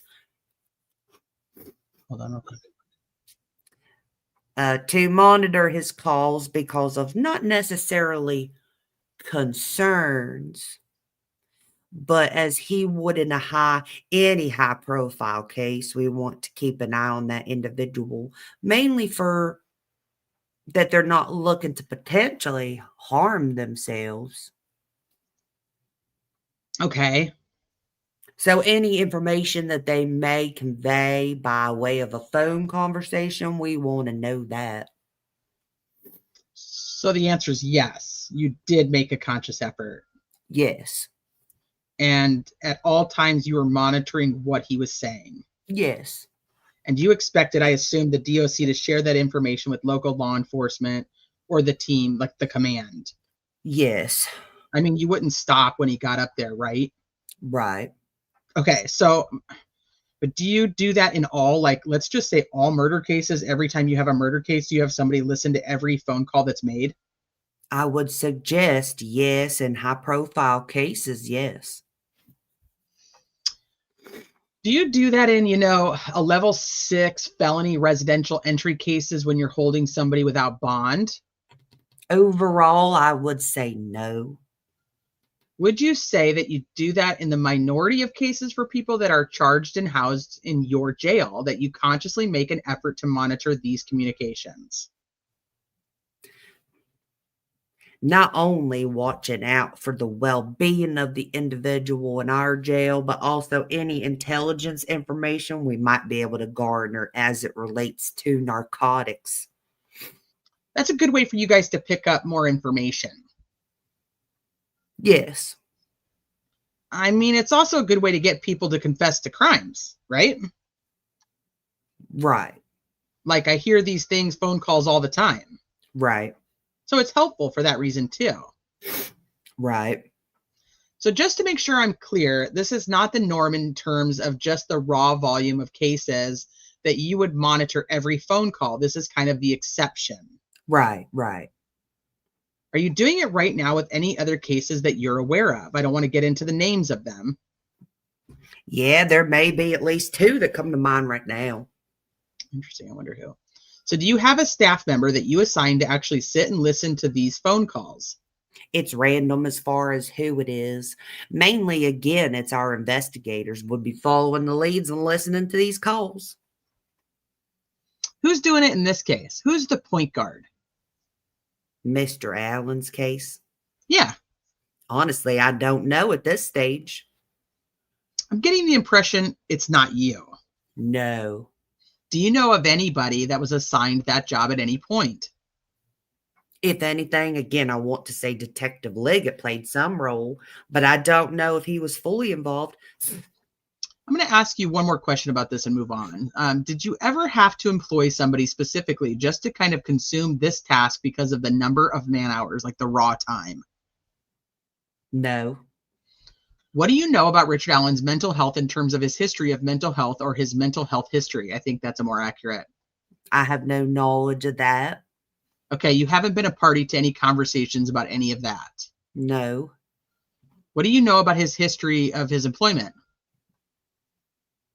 Obviously, as we all know, he was employed by the local CVS here in Delphi.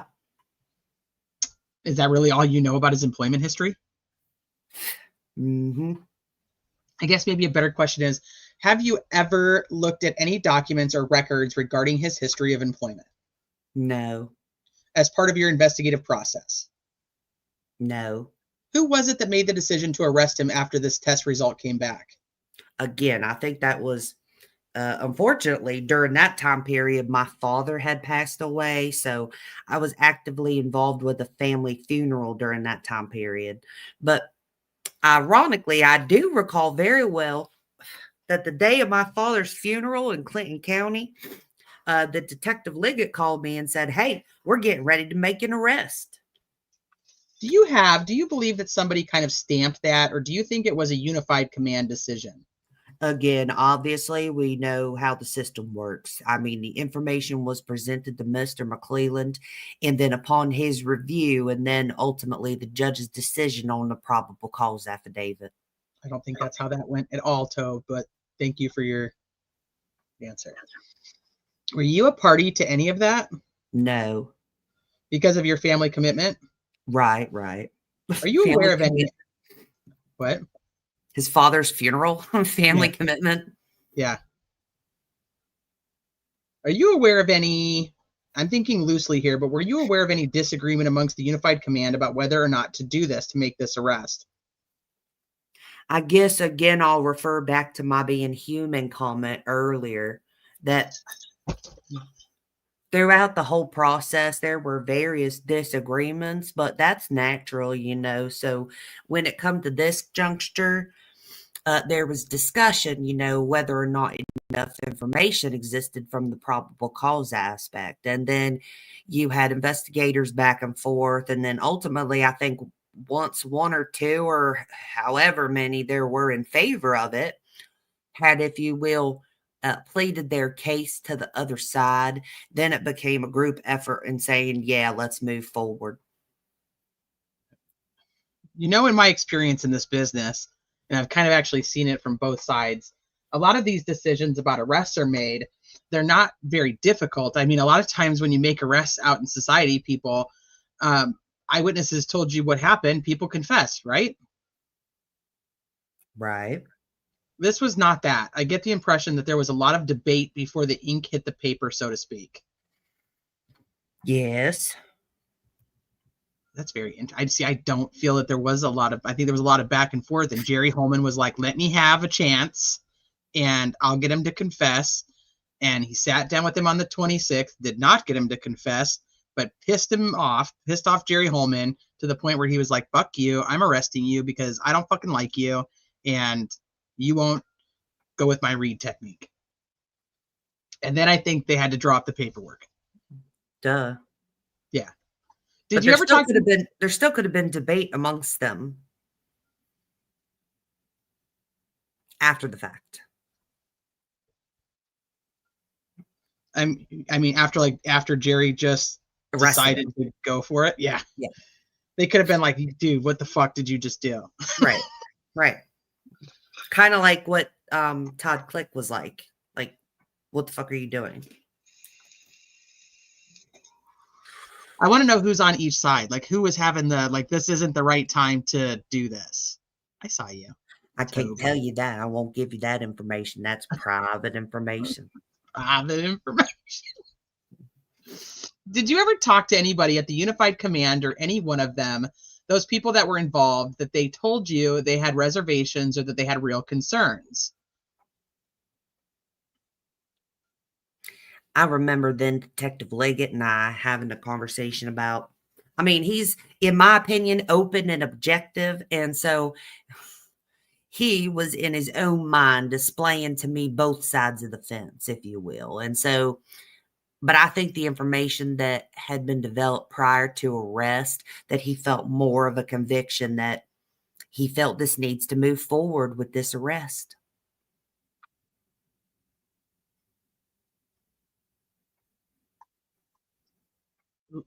Is he talking about Liggett? That Mhm. Liggett had to move forward with it? Mm-hmm. I think, well, Liggett didn't really have a choice, but okay. What do you remember him telling you? You said he was kind of being objective about it. I assume like pros and cons, right? Right. Is that what you're talking about? Yes. What do you remember him telling you about the pros and cons?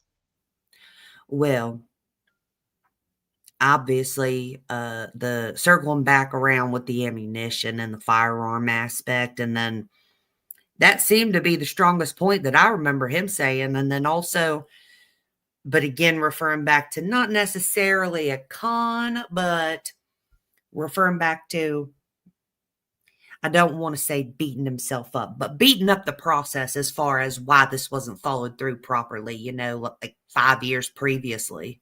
So I think there was a small seed of doubt there as to we didn't have it 5 years ago. Now we do.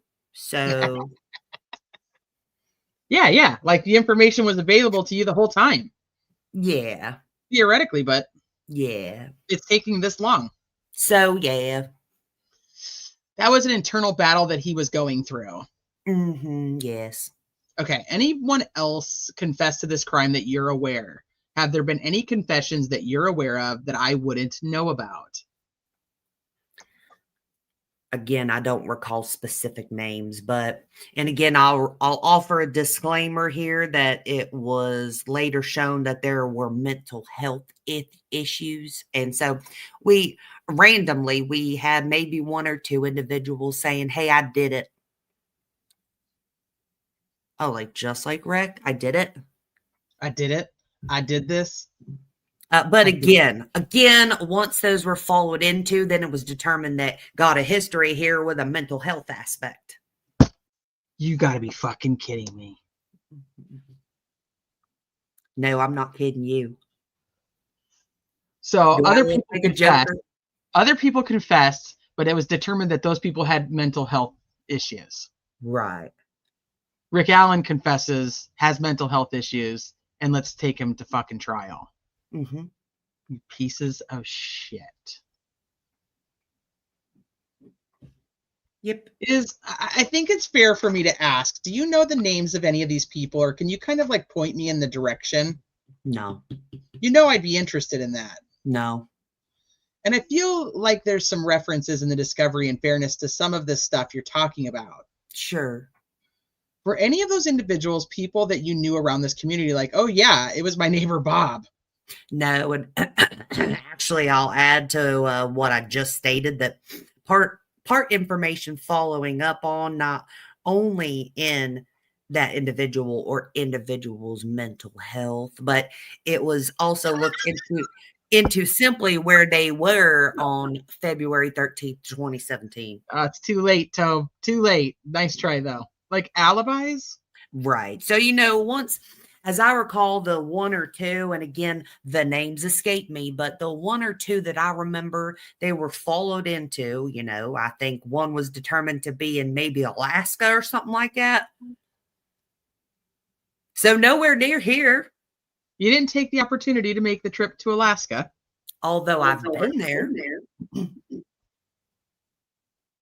Shame on you. I have been there. Why do you say shame on you? Probably an expected question. Well, didn't they go to fucking Paris? So why wouldn't they go to Alaska? Because Doug says he went there for his vacation. He was on vacation when he went there. Oh. Okay. Probably an expected question. What do you believe, based on everything you know about this investigation, was the motive behind this particular crime? I don't know if this is the word as it relates to motive, but it came across to me as a controlling crime. So you're talking about controlling, you mean like power? Yes. Somebody empowering themselves over another? Yes. If that's not what you're talking about, tell me. No, that's spot on. Do you have any other opinions about that? No.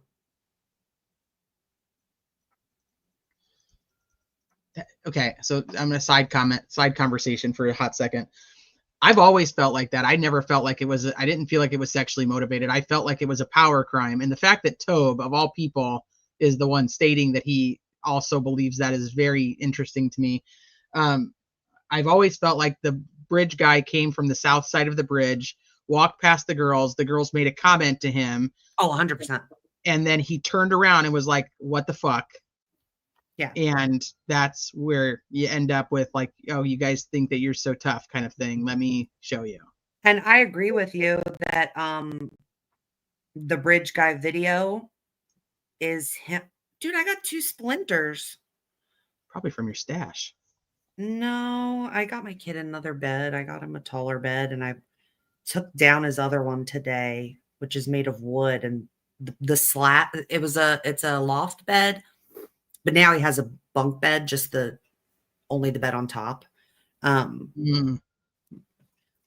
the other one, the slats that this is such a total side thing, but the slats that the whole thing was made of wood, but the ones that go under the mattress were like rough lumber, and they like slid. Like I was trying to carry a bunch of it at one time, and it like slid out of my hand, and I think that's how I got it. So I need to get this out before I get like an infected finger, which I'm too fucking busy a person to have an infected finger, and I just have my tweezers to do this. But I agree with you, and I think that the bridge guy video, I think we're seeing that moment, like him turning around. I think that's why she started to record. Yeah. Or she was already going to be recording, and it just happened that I got it. Like, yeah, there was some comments, but you got it? I think you had 2. Get the other one. I do have 2, but I got that one. Carry on. But I agree with you. So, but I mean, I don't get me wrong. So, like, I know like a lot of sex crimes are about power, so I get that too. I just don't feel like this crime in particular. I never have thought like it was like I to do anything to the girls.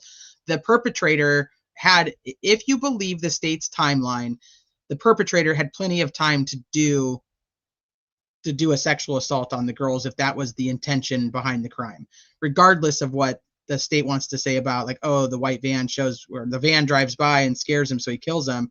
He just stays there until 4 o'clock, according to Sarah Carbaugh. Like, none of that makes any sense to me. So I feel like it was my theory of the crime is that it was about the power and the control, not the sexual motive. But you have 2 teenage girls. Are they going to run if they don't have their clothes on? No, they're not. Not typically. And I think the girls were then either killed right then or taken with them somewhere else. This whole, like, with the drones and the boats and the now knowing there's, hearing from Tobe that there's over 200 people plus person, like, how does nobody find them? It's always been an issue. But I believe Bridge Guy leaves the scene very quickly. But I also think that there could be other people that were walking up, like that Bridge Guy is not walking alone. He has friends that are there with him who are this whole thing is happening at the same time.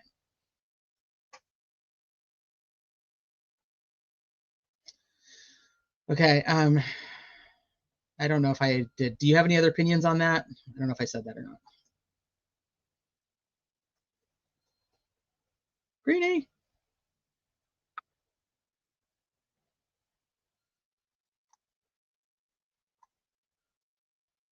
I do. I think he wanted the clothes off for control.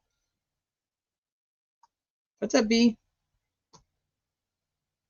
I mean, otherwise, why have one girl put the other clothes on?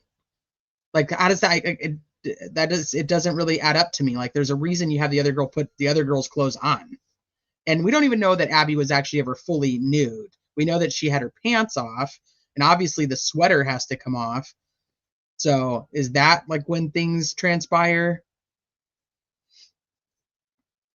I don't know. At this point, we'll never know. It's all just going to be theory and conjecture.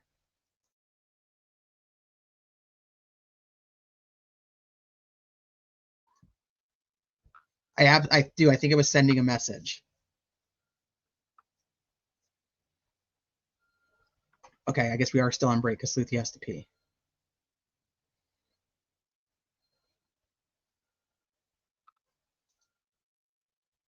Because the phone being placed under Abby specifically means they wanted the phone found. Well, I guess this goes into, once again, like different theories of, do you think that somebody placed the phone there later Like, was the phone shut off and then placed there later and turned back on? Because that's been a question now since we've heard about this 4:30 in the morning where everything is coming through on the phone. Or do you believe that the phone was just being carried? Because my thought is, if they cross the creek, and this is I just want to very much emphasize the word if, then the girls are carrying the clothes. They're carrying the clothes with them, and I think some of the clothes fall, and then is the phone just in the shoe? And then they go across they climb up, and that's what's left, and that's just happens to still be there with the shoe. You know what I mean? The phone just happens to be there with the shoe. A Faraday bag. People have thought about that too. Yeah, I know what you're saying. It's not the right spelling, but yeah, I got what you're saying. Different perps doing different things. They each have their own thought, like on what they are trying to accomplish. I still don't have a solid theory after all this time and all these rabbit holes, which to me is a huge reason why I don't think you can convict Richard Allen. Like, there's no theory that makes sense for him, number one, and there's not even a solid theory of the case. And then listening to the depositions, these core group of investigators that are like the most known to the public group of investigators, none of them agree. None of them have the same theory. Mm-hmm. Like, I just like think of another case like Adam Montgomery, or like any of any of these other cases, and think if you had a team of investigators trying to find out what happened. Essentially, you take all this evidence, you put it together, and you all have a pretty clear theory on what happened. Yeah, it may not be exact. There may be a couple things that you're like, well, this could have happened or that could have happened. But nobody has any fucking idea in this. Nobody agrees. Nobody. Mm-hmm. I'm glad we're about to get into the sketches. Yeah. I think the girls may have left willingly and were brought back later than 2:32. I get nobody wants to place that responsibility on the girls, but I don't think they knew how dangerous it was going. Yeah, there is like a weird. It's just stupid. I've done shit when I was a kid where I could have died. But I mean, think about all the memes that are out there just like about our generation of not having cell phones, no trackers, and we're like the fucking crazy places we went where our parents really had no fucking clue where we were. And I, at 13, 14, I was doing crazy shit. My daughter, on the other hand, doesn't do crazy shit, but I fucking did. And so I would have met somebody at the bridge. I would have gotten in their car. I sure as fuck would have. Like, I would have done stupid shit that I shouldn't have done. Which is hopefully why I've raised my daughter to not do that stupid shit. I was like 13 years old and took the train to Kensington Avenue with my friend to meet two boys we'd met on an AIM chat room. Right. Like, we should have been killed. All right. I don't think I read this to you. Do you have any other opinions on that? I don't know if we did that one or not. No opinion. Okay. Let's talk about the sketches. I'm not going to get into this in a lot of detail. There's really just two sketches I want to ask you about. The first one I'm going to call sketch number 1. And this is the gentleman with, do you have those in your file? Do you need to use the restroom or anything? Anybody here? Okay, so apparently somebody did need to go potty and they took a restroom break. Okay, we're back on the record. We just took a recess. We're talking about sketches, Sheriff. So there's two sketches that I have here. The first one I'm just going to call sketch number 1, the Carbaugh sketch. Mm-hmm. You're familiar with that sketch, right? Yes. And sketch number 2 is the Betsy Blair sketch. Yes. Are you familiar with that sketch? Yeah. All right, give me a second here, because some of these questions were answered yesterday. I might have asked you this earlier. Did you ever speak with Sarah Carbaugh yourself? No. Did you ever review any audio or videotaped interviews of her as it relates to her description of the suspect? No. As you sit here today, do you have any knowledge at all as to how she described the person that she saw on or around the trail just independently? The only thing as it relates to that sketch that I remember was that I believe an FBI sketch artist produced that, but that's the only thing I remember of it. Do you have any opinion as to who this particular sketch portrays in this case or in this investigation? Just someone that was seen out on the trail by her that day. Is it your opinion? Just tell me if I'm just answer the question. Is it your opinion that this is the bridge guy, so to speak? Yes. Same questions with number 2, Betsy Blair. Did you review any audio or video of her statements or materials with regard to her description of the person she saw on the trail? No. Okay, so you're familiar with this sketch, though? Yes. What is your opinion as to who this sketch portrays? It's my understanding that that may be an additional individual that was seen in the area during that time period. Somebody that's not related to or connected, I should say. It's not one in the same person as sketch number 1. Yes. Yes, that's accurate. Yes, that's accurate. So is it your opinion that these sketches are reflective or are generated from witnesses that saw 2 different people? Yes. Okay. These were offered up, I'm terrible with dates, but about 2 years apart. Is that correct? I believe so. What was the purpose behind the offering up of the second sketch? I think the overall was that no new information had developed because of the first sketch. And so I think the thought process, and this is strictly my opinion, the thought process was to offer up an additional image that people could possibly associate or be able to recall from. Who made the decision? Well, let me ask you this. Did you make the decision to move forward and offer up the second sketch? No, again, that was a unified decision. Okay, we talked yesterday. Doug Carter, the superintendent, has played a pretty significant role, at least as it relates to communicating with the public in this case. Yes. More so than you did, frankly, right? Yes. Did he play a role in deciding to issue either of these sketches or release them? Not that I'm aware of. So what was his role in the investigation, in your opinion? Doug Carter? Yeah. Mainly as the public image, and I have the utmost respect for Doug Carter, but the public image of the Indiana State Police as it relates to their involvement to this investigation. What is that? What do you mean, but? Mainly as the public image, and I have the utmost respect for Doug Carter, but the public image of the Indiana State Police as it relates to their involvement to this investigation. Where's the rest of that sentence? But what? What? That's just a weird, like, he has utmost respect for Doug Carter, but, and then there's no but. Oh, there's a but. I noticed that they weren't always using their information officer to talk. Right. Which is kind of their normal process, right?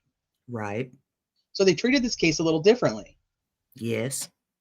Are you aware of any other cases where he's been this involved in kind of the mouthpiece for law enforcement? Not in my career.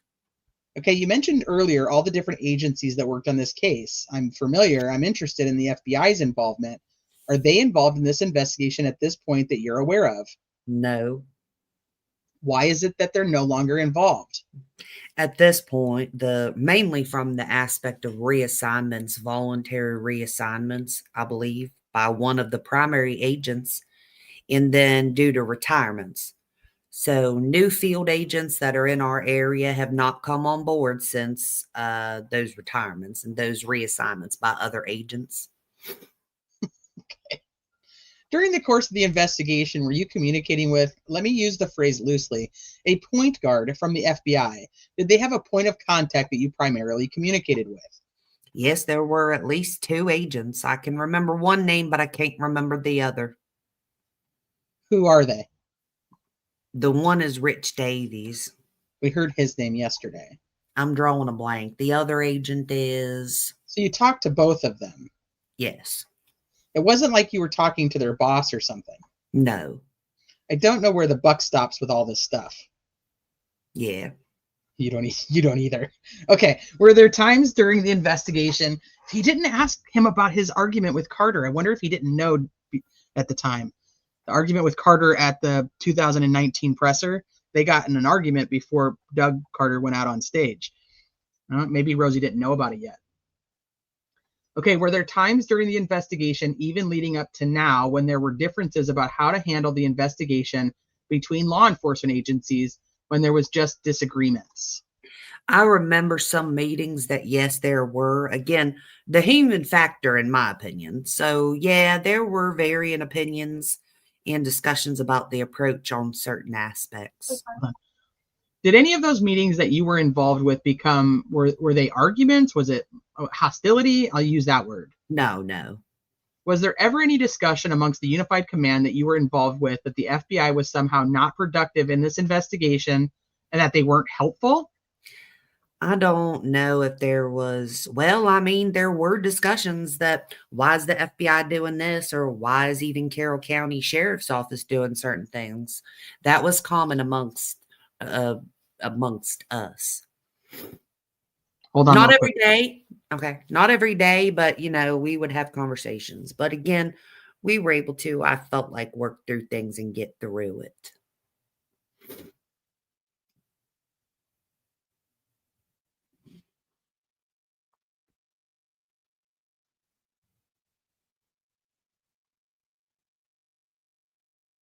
Among us.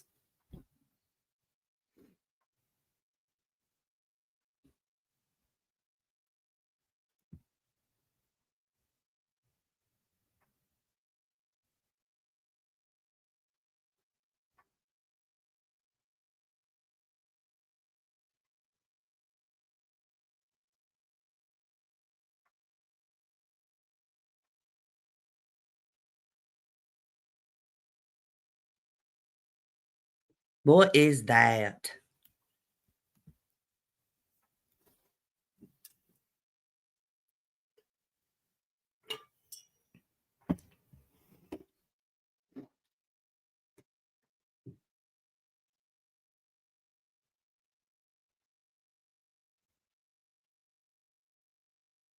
I think I'm getting a rash. Okay, sorry. Apparently, so I had a plan for dinner, and I told my husband if he wanted to figure out something else, he'd have to go to the store and figure out whatever it was. And so apparently he did that, and now we're having something that none of us have ever had before. He's trying And to the do something special. yeah, the kids are like, what what is this? What are we about to eat?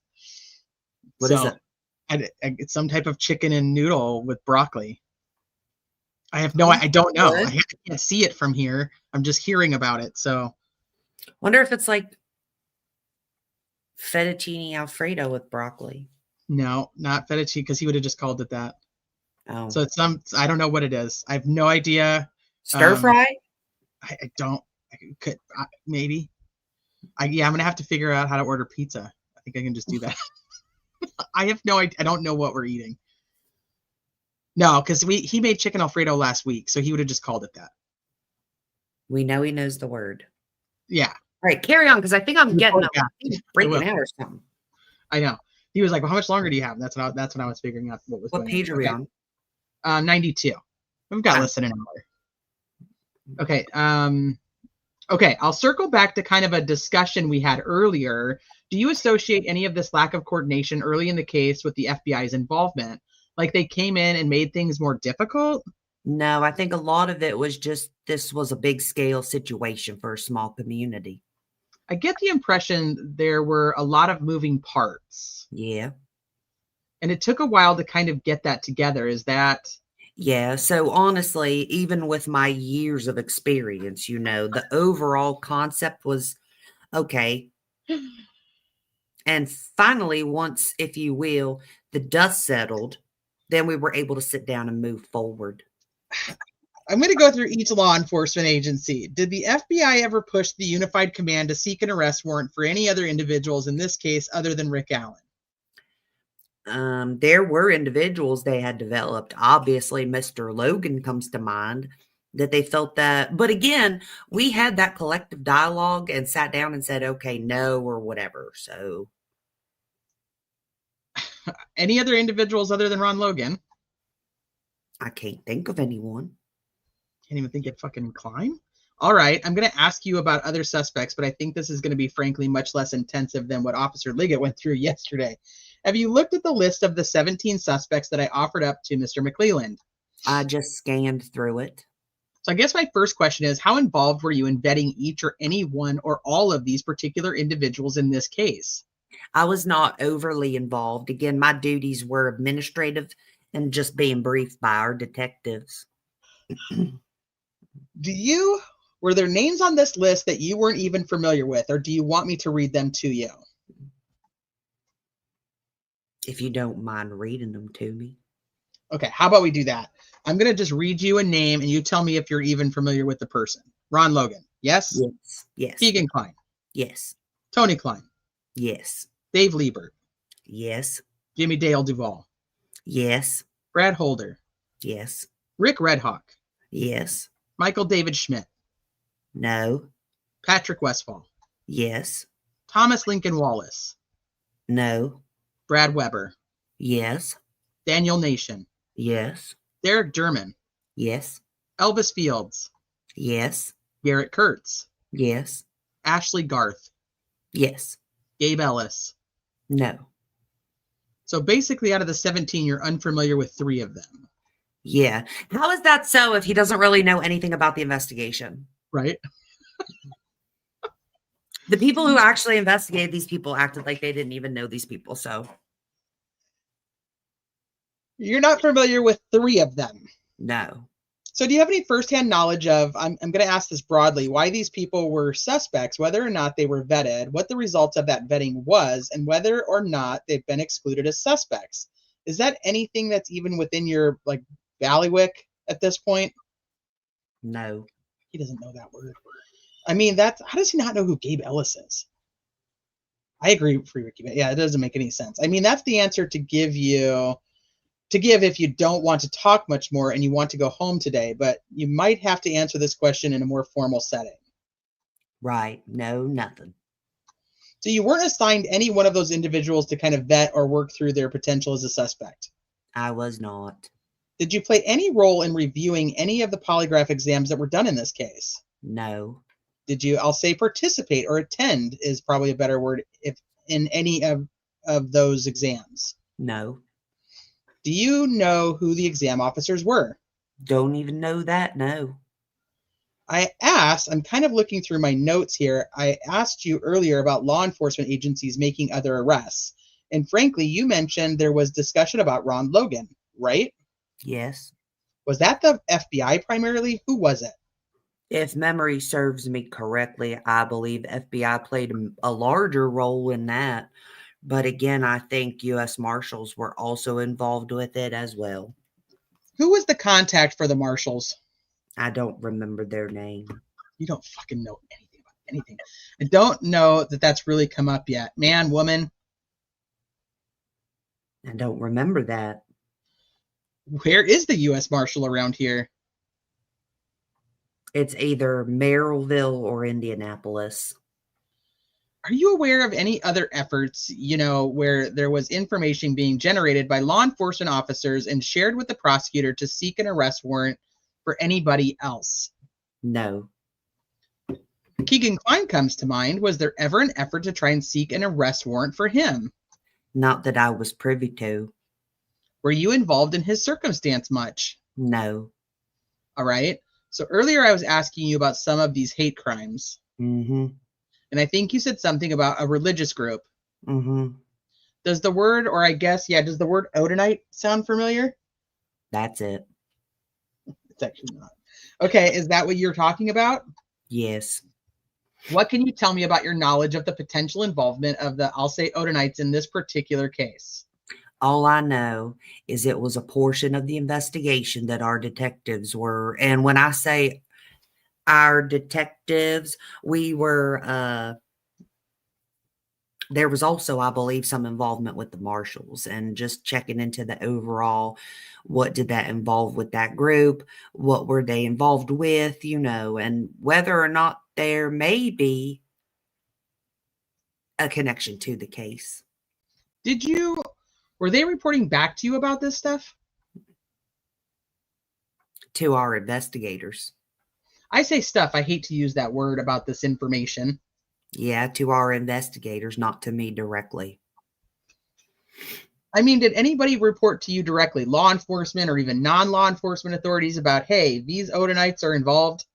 Again, the only thing I remember is a conversation during unified meetings, and it being another piece of, if you will, the puzzle that they were looking into. Okay. Was there any information from the crime scene that connected this particular group that drove this interest?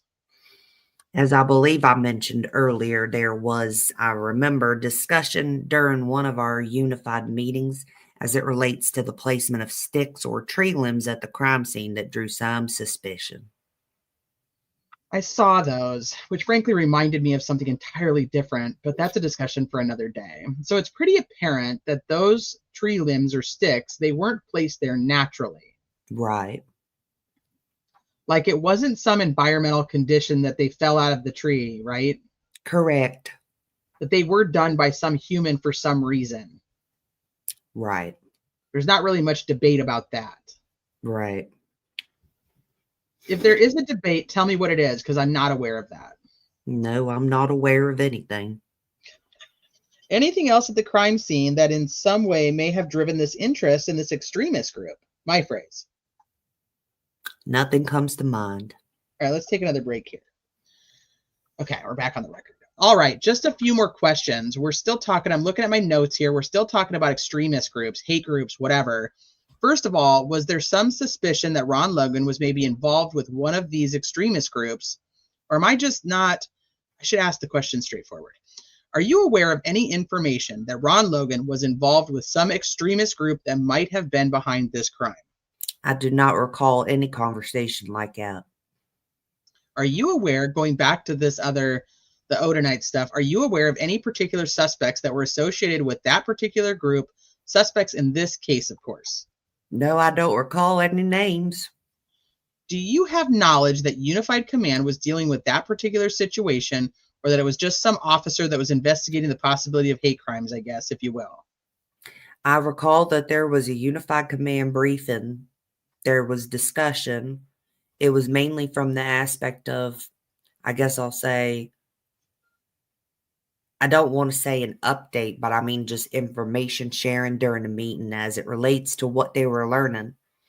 And it came across to me as if they were just a broad description of what this group does and not necessarily honing in on one particular individual or individuals related to that group. Nobody on this list that I offered up? Not that I'm aware of, no. I remember there was this blood on a tree, and it was kind of in an unusual spot. Are you generally familiar with that particular piece of evidence or circumstance? Vaguely, I remember a conversation. You don't remember seeing that with your own two eyes when you were out there at the scene? No. What do you remember about that conversation? What was the significance of that particular blood spot stain mark was? Just in the early stages of trying to determine which one of the girls it actually belonged to. Just trying to connect the actual fluid to a person? Right. Nothing else that was unusual about it. Okay, that's redacted. 2 pages of redactions. You're in the middle of a sentence. Was across the street from the current fire department. Was either side of the bridge receiving more attention by the search party, or was it kind of equally? When I say on either side of the bridge, I'm talking about the high bridge. You can. This might be Nick. I was just going to say, did we switch? Huh.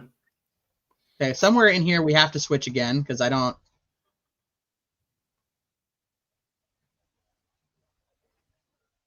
know. I don't know. This might be Baldwin. Scroll down a little bit more. Keep going. Oh, Baldwin. Yeah. Okay, so somewhere we switched to Baldwin. Was either side of the bridge receiving more attention by the search party, or was it kind of equally? When I say on either side of the bridge, I'm talking about the high bridge. You can go toward whatever. I don't know. I'm directionally challenged, whatever direction that is, or you can go. And then Rosie says downstream or upstream. Baldwin says downstream or upstream. Rosie says downstream would be toward the city, right? Towards Delphi. Yeah, yeah.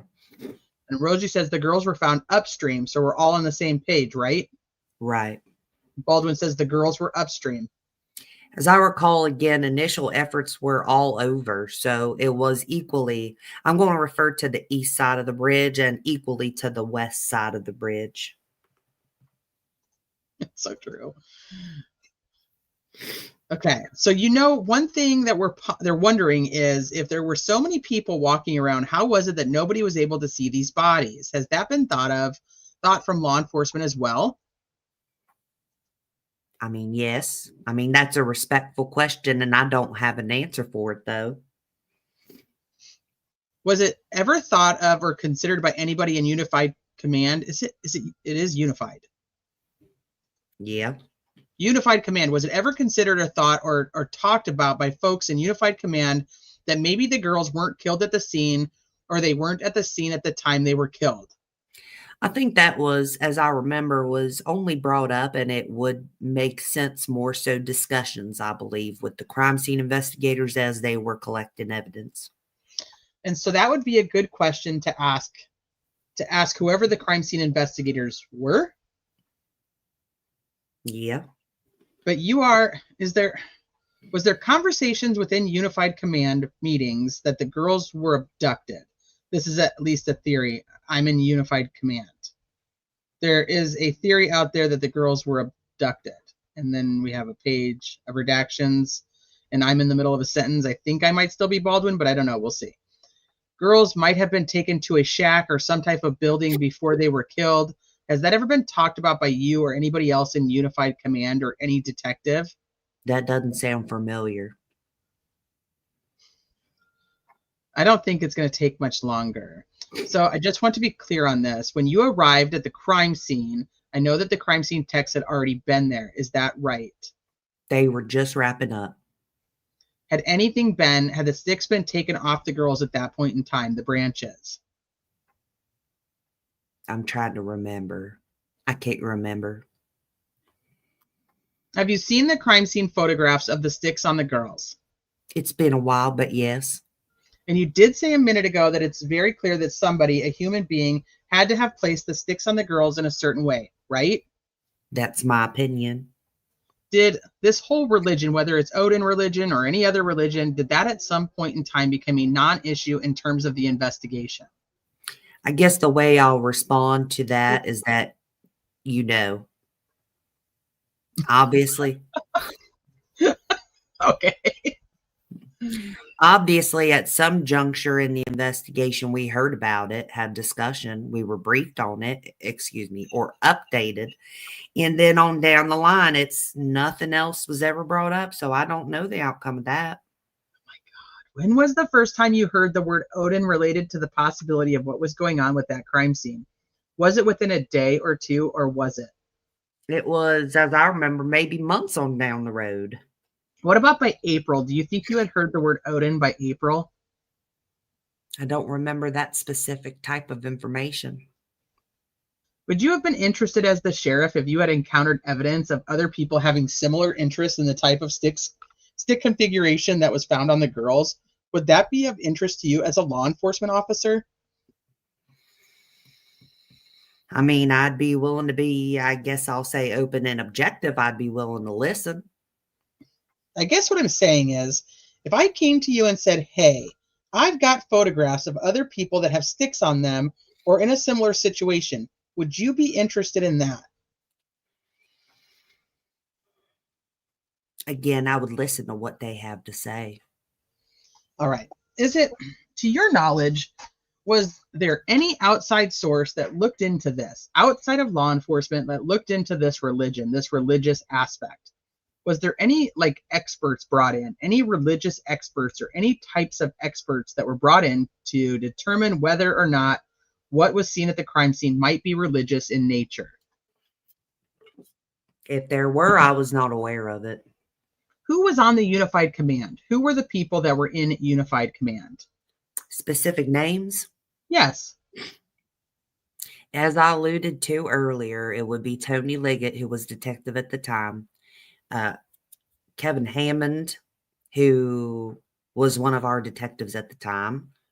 Jerry Holman, Jay Harper, Rich Davies, that additional FBI agent that his name escapes me yet. Let me think. And obviously myself as sheriff whenever they would have briefings or updates. And would it be fair to say if one of the people that you just named that its unified command knew of something that was important, that all of them would know of that same important piece of information? I would assume that, as long as obviously they shared that with the group. I think Brad had asked you whether there was anything found in Rick's house that connected him to the crime scene. I wanted to make sure, and the answer was no. Is the same answer no if the question were, was there anything connecting Rick to the crime scene that was found in his car? Because I know the cars, because I think his cars were also collected. Not that I remember, no. When Brad asked the question along the lines of, was there anybody in Unified Command that was questioning whether there was enough evidence to arrest Rick Allen, you had indicated that there was some discussion about that. But I didn't hear who were the people that were, you said there was actually two groups. There was a group that had to make their pitch, and then there was another group that said, here's why we think he ought to be arrested. And I wanted to know who were in those two groups. Good question, Andy, finally. Well, if I may amend that response from the aspect that, again, it was open dialogue. And I think everyone who was part of Unified Command, we went through the pros list and then the cons list. And then at the end of the day, when everyone would say, okay, yeah, we see it, and let's move forward. Was there any, like in my firm, we have these kind of discussions. Sure. And at some point in time, I might just say, well, I abstain, or I'm not going in with this, but good for you. Was there anybody like that? I mean, again, back to when discussions would take place. I mean, yeah, you'd have the guy in the back of the room go, wait a minute, and say, I don't see it. And then the conversation would continue. And then eventually everybody kind of like having everybody on the jury on board. Yeah, it sounds like that's exactly what I was thinking, like a jury. Sounds like how a jury might operate. Right. Okay. I did want to clear one thing up. You said there was a couple of people that you remember that had confessed to the crime. But then they, you looked into it and they had mental health issues, or they were in Alaska in one situation perhaps. Were these people that confessed to the police, or were these people that confessed to other people, then the other people came to you? That's a good way of putting that. And I do recall at least one individual, and it may have been an ex-wife that came forward and said, hey, my ex-husband, blah, blah, blah, but he's nuts. So there was at least one instance that I remember, where the individual, the ex-wife, came forward. Nom, nom, nom. Nom, nom, nom. It's kind of like what we hear. It's the vernacular for us older people is they confess to the Lindbergh kidnapping, the Lindbergh baby, right? Right, yeah. But so I was wondering if that's where my question came in. Was it people that were like walking and knocking on the police door, ringing in, I killed him, I killed them? Or was it people that were calling in and saying my ex-husband killed them? Was it a combination of both of those things? Yes. Okay, are there reports written on who these people might be? I'm presuming? I assume, yeah. Again, in the very get-go, things were documented as far as where that information is specifically this date, I don't know. All right, thank you. So one of the things you said was there was just like, would be, in my opinion, what would be expected is there's going to be some questioning of, is the FBI, what are they doing? And then you even said people were also asking, why would Carroll County do this? And some people were saying, why would the FBI do this? Who was asking? I was confused as to who would be asking why Carroll County would Carroll County do this? Would that be, are you talking about like common citizens, or are you talking about like other agencies? Mainly, I know as sheriff, there were a number of times, particularly media would say, who's the lead investigating agency for this case? So again, it was mainly the media. Yeah. Who is the fucking main investigative agency of this case? That's a great question. So who was leading the investigating? You said it earlier. It was Carroll County, I think. I, as sheriff, and maybe it's a personal thing, but I felt that we were the lead agency. They cannot fucking get it together. I think that's it. Okay, so now Rosie's back. I have one more question. I'm going to use all the time. Actually, this doesn't come up. This didn't come up yesterday either. I asked you early on today, I asked you about the voice data and the analyzation of that. And basically, I think what you said generally was that you weren't aware of really any information that was analyzed that was helpful. I did not play a role in that. Okay, that's fair. Whatever you said, you said. Yeah. The one thing I didn't ask you, so we referenced this phrase down the hill, and this command, I guess, that was made. It was kind of a little bit out of context, but the question I have is, are you aware of any analysis or conclusions that were drawn that the voice was generated by the other person in the video or the person in the video? No, I'm not aware of any analysis like that was done. Okay. And forgive me, because I'm sure you've watched that video more times than I have. I can assure you of that, but I've watched it. Did you yourself, were you able to see the person in the video actually talking as you're hearing that, like those words? I guess I'll ask, what are you referring to? The bridge guy? Yeah. I don't know why I didn't just say that, honestly. To see the actual movement from his lips, if you will? No. So you can't discern that from the video. Is that generally accurate? Right. Like you're not seeing something that I'm not seeing is what I'm trying to get at. Right. Okay. So was there ever any analysis conducted or investigation into whether or not those words were coming from that man's mouth? I'm not aware of anything. Was there ever any discussion that you were involved with that those words may have come from somebody else? No. Like behind the video, or you know what I mean? That was not in the line of sight of the video? No. You've never had those discussions? No. And you've never heard any other investigators have those discussions? No. Okay, I don't have anything else. Nick? Really? 12 minutes left? I'll talk to him offline if I need to ask him questions. So no other questions.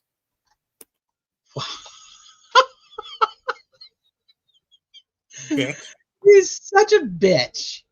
He He could have popped in at any point and asked any question he wanted to. Oh, I Yeah, forgot Nick has an ugly stash like that, or I wouldn't have ripped it off my face that way to be him. 12 minutes left.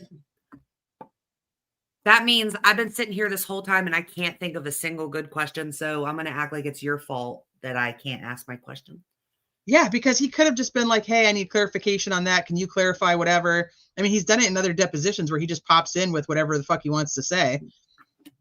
And 12 minutes left. Yeah, I mean, yeah, 12 minutes. Fucking ask your goddamn question, Nick. He brought that into the other deposition. He's just a whiny little bitch, is what it boils down to.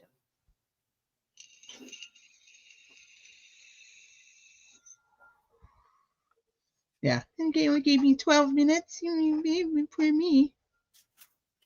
I needed 13. I needed 15. So I'm not even going to bother now. 12 minutes is a lot of time for questions. It really is. It really is.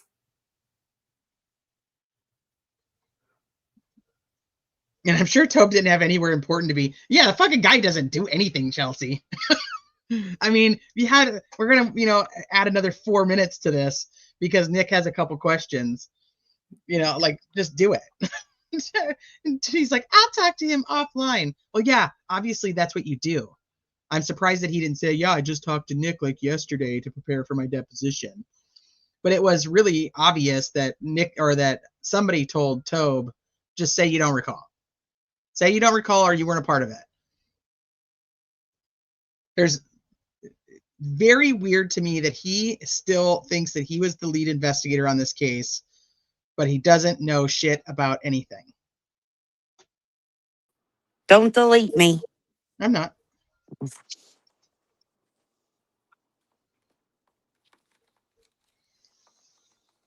Oh, well, I can't think of a single reason that he'd be justified in complaining. I mean, he has 12 minutes. If there was anything he wanted to say, he could say it. Like, how many fucking questions do you have for him? Like, that was just to be mad. I love how he's like, I'll just talk to him about it. not in this deposition, aka not while you're listening, aka then when you try to get this information later, I'm going to say it's privileged. I like this. So he had to work more than 32 hours. He was pissed. If the video was done by LG but ended up under AW, then how or who gave it to her? I do. I think we're almost done now, so I'll be inside. Yeah, I'm live still. Well, I'm almost done. I'll just come in and eat. Okay, but what's the food called though? What is the food called? Oh, yeah, I don't know. Shit, he's already gone. I can't ask him. I'll have to tell you later. I'll tell you tomorrow. We're back tomorrow. Oh yeah, I forgot. Yeah, we have one more. Winters. Ryan Win, and I think that's the short one. I don't think that one's very long at all. No, because we did Purdy and that was longer. I think Yeah. Winters is only like 60 pages. I've had a few people message me the last like week and a half or so asking if we would do a Delphi like questions. Like anybody who wants to ask whatever the hell they want to ask about Delphi, like if we know it. Mhm. Like, is that something that you would be interested in doing with me? Sure. Okay. And is that something that you guys would be interested in? Like we just talk about whatever, or like we pick a topic or a time frame and we can ask questions just about that? Carrie literally just said, since it's short, you guys should do a Q&A. Okay. So I'm assuming she's... I was kind of thinking like maybe doing like a little panel of like people who are like real into like the documents and the timelines and stuff, and seeing if like we could get like a little mini group of us. Yeah. And you know, like maybe I don't know if like an Ange or an All Eyes or a Yellow, like if like people who are like, you know, are kind of all into that, like want to just come and join the panel, and people can ask us whatever they want to ask us, and if we have the answers, we have the answers. Mm-hmm. Is that something? Okay, chat seems to be liking that idea. Okay. Can we call in with questions and wear disguises? Sure, yeah, absolutely. Yeah. The disguises are required. I've literally got 3 notebooks of questions. Okay, so Carrie, share, then it has to happen. We'll have to make it happen. Okay, so everybody's saying yes, please. So I'm wondering, I don't know if all those other people would be on board with it. Sluthi said she's on board. I will do it. If there's, you know, anybody that you guys think like, okay, like this person should join the panel, like I'm happy to have people, you know, that feel like they can answer some of the questions like time, because it's really more about timeline, the people involved, and the investigation side of it, not theory wise. I don't really want to go that, I don't want to go that far into it. I want to do like the data, like what we actually have from court documents, interviews, even Carrie like, should send me her list. and we can just start with that. Well, yeah, like if she sends me her list, then I can gather all of that too. Right. That way Okay. her whole list gets asked or gets answered. Okay. So I'll see. All Eyes is in chat. All Eyes on. Are you willing to? You want to pop in with that? You want to? I don't know, timeline wise, like how everybody's doing. But I was kind of thinking like maybe that we could do that like on Tuesday. I don't know what your plans are Tuesday. I told you have me through through Thursday. That's right. I have you through Yeah, my Thanksgiving. mom, when I met her the other day, she was like, I think you should rethink about coming on Wednesday after work. And I was like, uh-huh. So like when she's like, probably just Thursday morning. Oh. She says So traffic will be bad Wednesday. So I don't think you're gonna get so much. Wednesday after work, I'm good too. I'm like, okay. But I still don't think you're gonna get better traffic Thursday morning. You'll probably get the same. You think more people are gonna go on a Wednesday versus driving up? I must ask you a question. Maybe I'll name it that. Maybe I'll name the live that. That's a good one. I like that. Okay, That's actually perfect. But I get off like 2 hours early the day before a holiday. So I was gonna leave, but like my hours just changed back to the later ones. So now I won't get done work till 4:30. And that's like,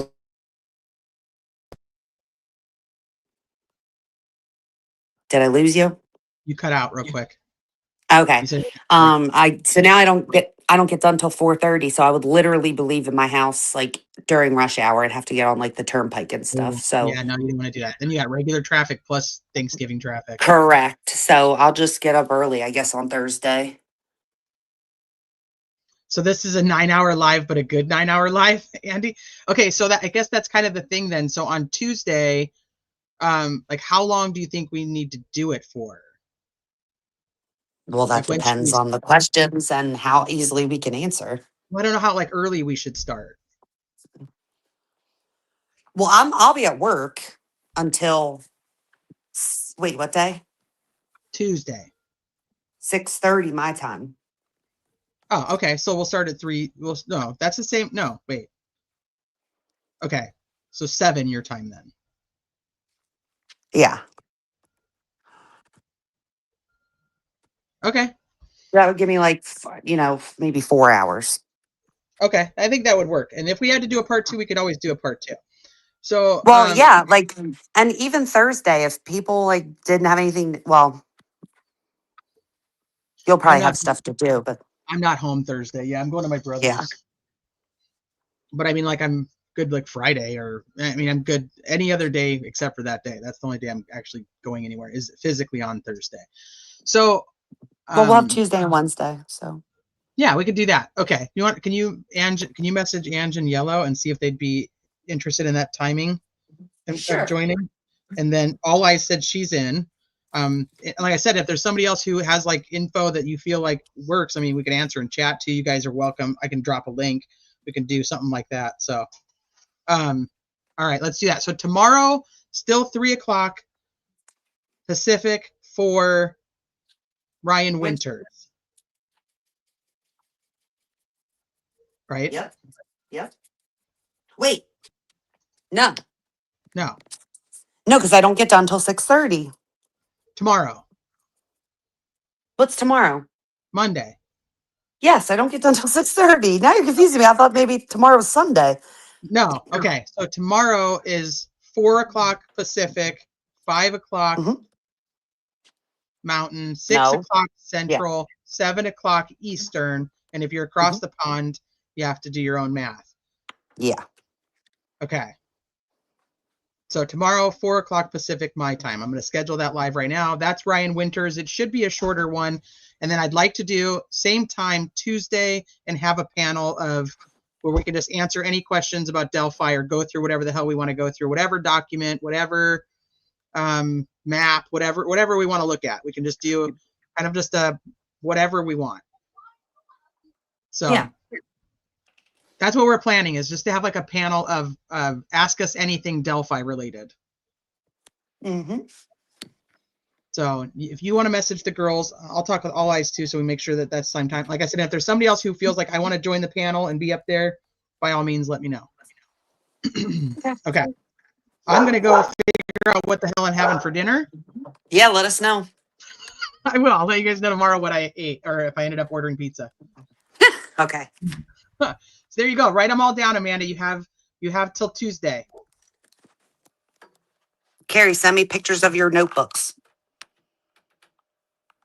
My YouTube auto mount filter is censoring nonsense. Uh-oh, that's not good. Mind your business, YouTube. Fuck. Yeah, mind your business. Leave my peeps alone. Okay, as always, thank you guys for hanging out here with us. I know you have 1,000 other places that you could spend your time, and you choose to spend your time here with us. And we love you for it. Go enjoy the rest of your Sunday, and we will see you mañana. Love you. Bye. Love you. Bye. Do you dare to follow me down? Head into the unknown.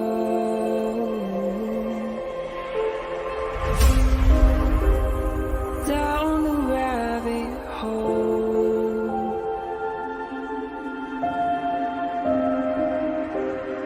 Where it stops, no one knows. We're going down.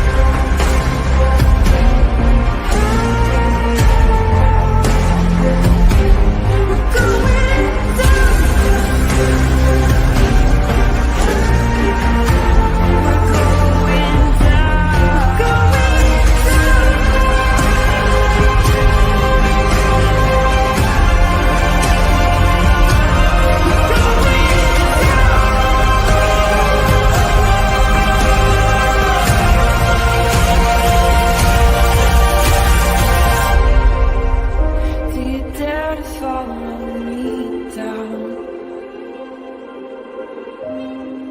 head into the unknown.